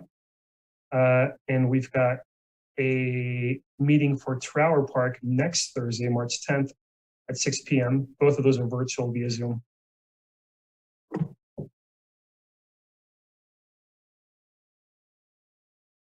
Okay, very good. Thank you, Nemo. And again, I'll open them for the commission. Any further commissioner comments or questions regarding anything on 11? Hugh Hesterman. Yes, sir. Yes, if I may, I had a couple announcements also to make. Yes, sir. The first one is kind of a continuing report back to the commission on necessary facility closures at Lagoon Valley Park. And I believe Tracy has a couple graphics that show the planned closure of the North Pass Trail beginning as early as Monday, this coming Monday. Tracy, can you bring that up at your convenience there? And what's happened? Thank you, Tracy. So beginning, actually, I think that's phase 2. Let's scroll to the other one. You'd roll that up. Phase 1 is beginning March 7th, and it affects the North Pass Trail, which begins at the south end of Butcher Road, right next to the freeway, and wraps all the way around the hill with the tanks and ends up at Pena Adobe Historical Area. The contractor will soon be building or installing, trenching and installing water lines in that pathway, which doubles as a maintenance road. So they will be closing all the areas that are shown in red for that time period they anticipate from March 7th through April 20th. And then a second phase of the same activity will require the closure of that same path further up the hill. And that will take place, they anticipate, from April 20th through May 4th. This is a highly used trail. Almost everyone who parks on Butcher Road and enters the park from that direction wants to use North Pass Trail. It's the only paved surface that provides access into the park from that location. That doesn't mean that people wouldn't be able to use the nature trails that go up the hill up toward KUIC Tower, but it will largely block off that very, very important route, both for transportation into the park and also people who do it just to simply for the enjoyment of walking or hiking or biking that trail. I do have a photo, I think, Tracy, if you could move to, that shows the changeable message boards that, or at least one of them that will be, is already in place at the south end of Butcher Road. And it basically conveys that that trail will be closed to through traffic beginning March 7th. Tracy, can you bring up that that photo of that changeable message board? Yeah, thank you. So this is the these photos simply show the trailhead at the end of Butcher Road going on to North Pass Trail. The freeway is off to your right, and the big basin area with Cappy's Loop is off to your left. And so this board will be adjusted with the message as the contractor proceeds with this project. So we anticipate that you know, we hope that this will notify all of the users of this trail over the ensuing months. And then I also had one other thing to report on. Happy to take any questions on that if there are. I was also going to report on a volunteer project by a group of Travis airmen who replaced 2 of the tee pads for the disc golf course. This was, I think it was T17 that this particular one is. They came in the night before and did all the demo work, and then formed and placed the concrete to replace the damaged tee pads. And that's just an ongoing, our disc golf course is just so popular. You probably have noticed, especially since COVID, it continues to grow in use. And so these volunteers are very interested in keeping it safe and usable for everyone. And that's the end of my report. Thank you very much. I'd be happy to answer any questions if there are any. Thank you very much, sir. Are there any commissioner comments or questions for Hugh regarding the last 2 items? Hugh, I see no hands raised from the commission, sir. Thank you so much. Thank you. I wish you a very fine evening. You too, sir. Thank you. We're now at agenda item 12A, reports of Recreation Manager, Reggie Hubbard. Thank you, Commission Chair. Good evening, Commissioners. I just have a couple quick items for you guys tonight. I'm going to pop those up, Tracy. There you go. Next slide. Our Recreation Expo is this Saturday. After 1 year going virtual, we're live this year. So staff's excited about that. It's this weekend from 8 to noon.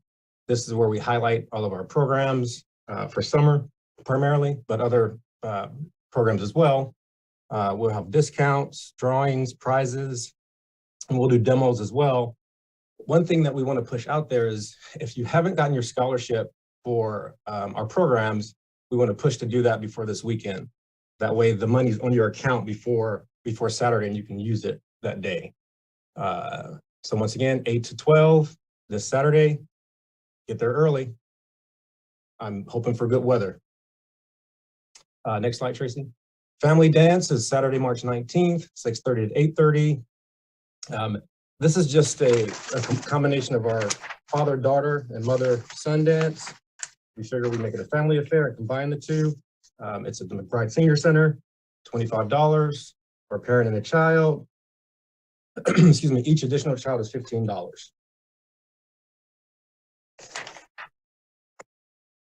Baccacon, Bria kind of talked about this event earlier, so April 2nd. The last time we had this event, we had over 2,000 people there, so kind of excited about that. But let's see. Once again, it was virtual last year, it's in person this year. And so once again, get there early. If you like Comic-Con, you enjoy our Baccacon, this is our take on it. It's $10 a day of event and $17 for VIP. You've heard staff earlier talk about how tough it is to hire. We're hiring staff, short staff. David Jacobson said the same thing about parks, or about his staff. So look, if you know somebody that's looking for a job, send them our way. And last but not least, we're also looking for instructors. If you know instructors that have special skill, we're looking for them. Go online. They can teach a class, teach programs, art, dance, health and fitness. Always looking for new instructors. Next slide, Tracy. Those are my updates for this evening, and I will take any questions on anything that I mentioned. Thank you very much, Reggie. Any commissioner comments or questions for Reggie Hubbard?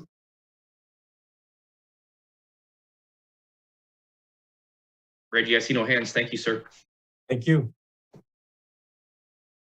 Agenda item 13, reports of Director Kerry Walker. Thank you, Chair McMahon. I just had a couple of things I wanted to share with the commission. Tracy, can you pull up the picture of Taya? Okay, so I just wanted to share with the commission that last Saturday was the California Park and Recreation Society Awards and Installation event. And our own recreation coordinator, Ted D'Alba, who coordinates both our aquatic and special interest programs, was awarded a scholarship. He is currently working on her master's degree, so we're really thrilled for her that she was awarded this scholarship. And you might recognize that other person there. That's Anthony, a former recreation coordinator with the department. Next slide, Tracy. And I'm going to completely embarrass our chair this evening, but wanted to share with the commission that Chair McMahon was awarded a community service award. And I'm going to share a little bit I'm going to share with the commission what was shared with the audience on Saturday evening at the ceremony. So Sean was appointed to the Parks and Recreation Commission in 2017 and has served as commission chair since 2020. Since his appointment, he has served on multiple commission subcommittees, including the Vacaville Performing Arts Theater Season of Shows Selection Committee, the Nelson Park Master Plan Subcommittee, the Owl Patch Park Master Plan Subcommittee, recruitment panels for department hires, liaison to the Vacaville Arts and Cultural Alliance, and participated in several volunteer days throughout the city. A testament to his dedication to the community during the height of the COVID pandemic, Chair McMahon supported and volunteered for the city's Senior Help Hotline and Hot Meal Program, which ran from April 2020 to June 2021. This program served approximately 8,000 meals, provided 2,000 grocery runs, and raised over $88,000 in community support. Outside of his role as commission chair, Sean's longstanding 27-year career has been in service to our country in the United States Air Force. After retiring in 2016, he continued to serve as a civilian contractor at Travis Air Force Base and is currently supporting the local community and its youth as the commander of the Veterans of Foreign Wars Post 7244 in Vacaville. It doesn't stop there. Sean was instrumental in assisting the setup of World Kitchen in Vacaville during the LNU wildfires in Northern California that delivered up to 800 meals a day to citizens and safety personnel. Was the Vacaville Chamber of Commerce 2021 Public Servant of the Year recipient, assisted with the Vacaville Boys and Girls Club building renovation in 2020, supports the public schools youth music programs, and has been a youth soccer coach for 10 years. With his loving wife, Christy, they have twin daughters, Caitlin and Madison. The Vacaville Parks and Recreation Department is truly grateful to have such a dedicated and humble leader to cheer us on as we work together to provide recreational facilities and programs to enhance the quality of life of our residents. Congratulations again, Sean.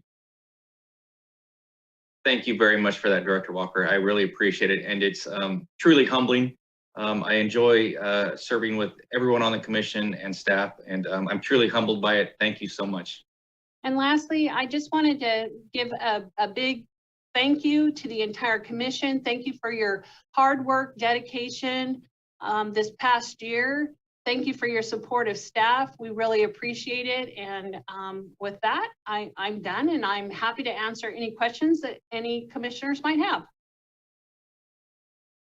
Thank you, Director Walker. And we'll open up for commissioner comments or questions for our director. I see no hands, ma'am. Thank you so much. Okay, we are now at item 14, reports of the commission, and we will start at the top. Commissioner Berumen.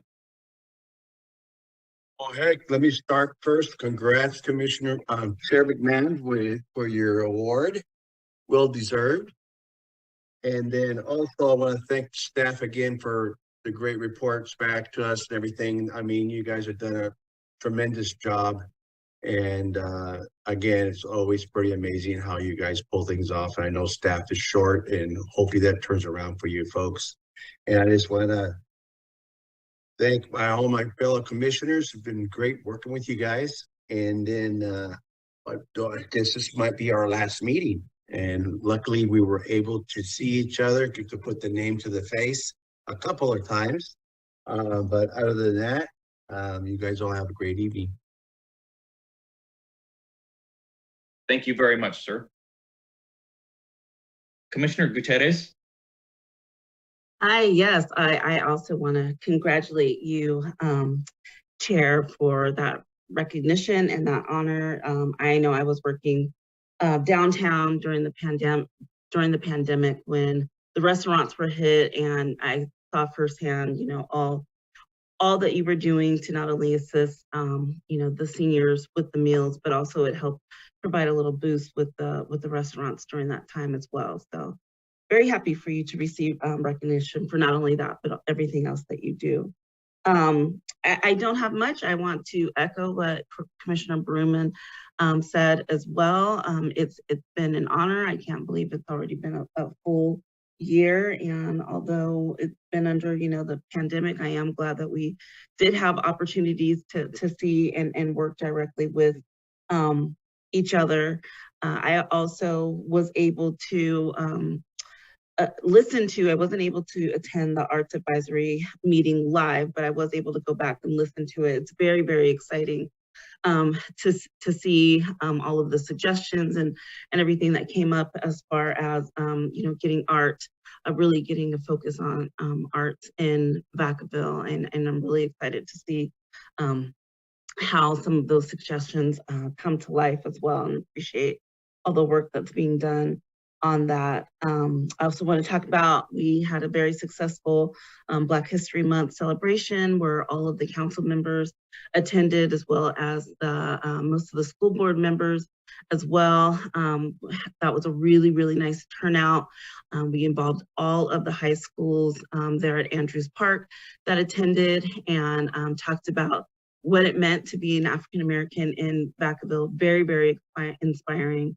And it was really nice to see the youth get involved as well. Just switching over and putting on my recruiter hat, and you know, I know it's hitting everywhere. Everyone is looking for great help, any help right now. And I don't know if we already, and maybe I should have brought this up during the segment when we were talking about the team programs, but it was coming to me a little bit later. If we are looking at those team programs and possibly like the Babysitters Club, if we are talking to them about potentially working at TGIF in the future or being a REX coordinator, something like that, where we are identifying responsible teens and kind of hitting them early and putting ideas in their head about how they can put that same talent towards an actual job in the future with the city. I think, you know, our youth, I'm just trying to tap in everywhere that I can, and they're very excited to participate in community events. So that was just my little suggestion. And I don't know if there's a now hiring booth at the expo that's coming up this weekend, but that could be another opportunity to grab some of our youth and possibly see if they're interested in any of the openings. Also, lastly, super excited to see all of the information about the parks and the upgrades that are coming. I live very, very close. I can almost throw a rock at Meadowlands Park. So it's very exciting. It is park wars there sometimes on the weekends to get that picnic area for a party or whatever event. So it's nice to see that that's going to be expanded. And I'm just excited about all of the upgrades that are happening at all of the parks. So I will end there and thank you so much. Thank you very much, ma'am, and thank you for all you do. Commissioner Leonard. Thank you, Chair. I heard some concerns from the community, and I saw on the Onstage Vacaville website that it appears there aren't any board members currently. And I know that Onstage Vacaville has been a really important fundraising mechanism to subsidize the year of theater shows. So I just wanted to put that on the city's radar just to make sure that they were in the loop in hopes that, one, there are mechanisms in place for checks and balances around the funding with that group, and hopefully maybe some check-ins with the board members. It's a big thing to volunteer to raise funds, that we're doing check-ins with all the individuals to kind of figure out what's going on there and where we can support them as a city. This is my last meeting also for my term, and this has been a really wonderful learning experience. It's been great to get to know staff and the great programs and insight that you put into our community. And it's been a pleasure serving alongside my fellow commissioners. Commissioner Baruman, your insight and deep connections to the city and events and the downtown has been hugely helpful for the commission. Commissioner Gutierrez, all the events and activities, you're not only a kind and wonderful person to work alongside, but you've really helped bring awareness and recognition to groups and help us work as a city towards better inclusion and a sense of belonging for our residents. And it's such a value add to the commission. Chair McMahon, you are the quintessential leader in keeping our meetings on track, following the Brown Act, going through the agenda, and really just an advocate for Vacaville as a whole, and being neutral. And so I so appreciate your leadership as chair and stepping up for doing that. Commissioner Thompson, your passion for youth sports and recreation program and the value that brings to both the youth that we're serving and the city has been a wonderful addition to the commission. And I so appreciate your perspective in that way. And Commissioner Vandertulen, your experience around engineer and architecture and the reality of actually building the park and the plants that you put in it has been a really helpful perspective for me to think about the logistics of all these plans. And Commissioner Vasquez, your effort and passion and the time that you put in and your advocacy for inclusion and connectivity with the city has been really great. I think together this commission was really well balanced and represented the residents in the city very well. It's been a pleasure working alongside all of you. So thank you very much for that. Thank you very much, madam, for your nice comments. It's much appreciated. Commissioner Thompson. Congratulations, Chair McMahon, on your award. It's been an honor working with you, as well as all the other commissioners over the last year. I hope I have an opportunity to work with each and every one of you in the near future on future endeavors. So thank you, everyone, for your perspective and your guidance and your assistance and insights to all the different issues that we've dealt with. And of course, staff, thank you again for another year of working hard and keeping us on track and doing all that you do for the city. Thank you all, and have a good night. Thank you very much, sir. Commissioner Vandertulen. Well, I don't have much to add other than I echo a lot of my fellow commissioners and Commissioner Chair McMahon. What can I say? That was quite the accolades that was given to you. I'm a member of CPRS, and I guess I missed that you're awarded that prestigious award. So congratulations to you and to my fellow commissioners. This is the end of my first year. I'll say COVID's been definitely interesting for all of us. We had one meeting in council chambers and the rest is virtual. I'm glad virtual is coming to an end. There's light at the end of the tunnel and we know it's not a train, so that's a good thing. So I think as the year goes on and more of us can get out at the end of my first year here, I hope to continue. We'll see how that goes.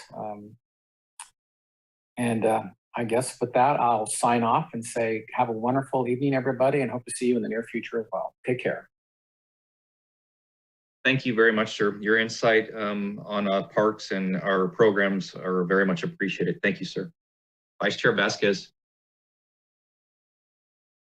Hi, good evening. Oh, I'm unmuted. Okay. Hi, good evening, everyone. I can never tell when I'm muted and unmuted.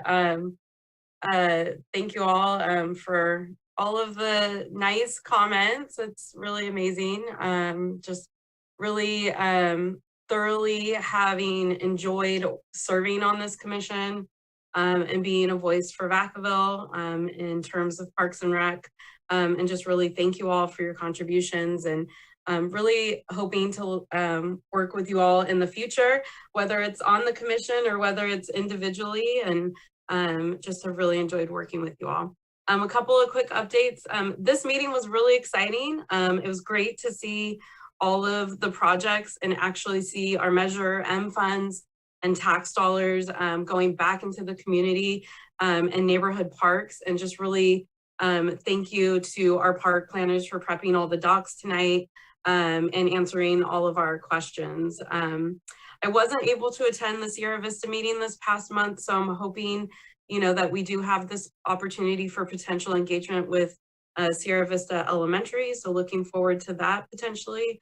I was able to attend the second annual Black History Month event, Amplify Our Voices, Becoming the Change, which was downtown on February 19th, and just like super inspired by all the work that Tri-City NAACP is doing, all of those who were involved in coordinating the event, all of the vendors, all those who spoke, and really all of those who were awarded at the event for doing work in our community.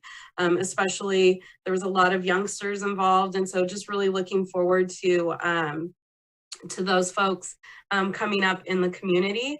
And someone who isn't going to toot their own horn, our own Commissioner Gutierrez was awarded at the event, and all of the awards were presented by Councilmember Ritchie. But just thank you, Commissioner Gutierrez, for all that you're doing in the community. I'm glad that you were glad and proud that you were acknowledged by the Black History Month event. I'm really looking forward to opening day for both baseball and softball, which is going to be in a weekend or two. It means that life for my household are going to be pretty chaotic for the next few months because all three kids are going to be playing in a league, and so we're really excited about that. But we love spring, and just wanted to congratulate Chair McMahon on his award too. Really awesome, really cool award, and awesome that you were acknowledged for all the work that you've been doing on Parks and Rec, and just really thankful to have worked with you as well. And happy Women's History Month, everyone. I hope you all have a great month, and hopefully I will see you all in the near future. Thanks, everyone. Have a great night. Thank you very much, ma'am. Okay, and I will close with this evening. I've had the honor and the privilege of serving on this commission for 5 years now, and I'm really proud of this current commission, and I think it really represents this city very well. Everybody brings something different to the table, and it's been eye-opening for me, and I appreciate everybody's professionalism and their dedication and their commitment.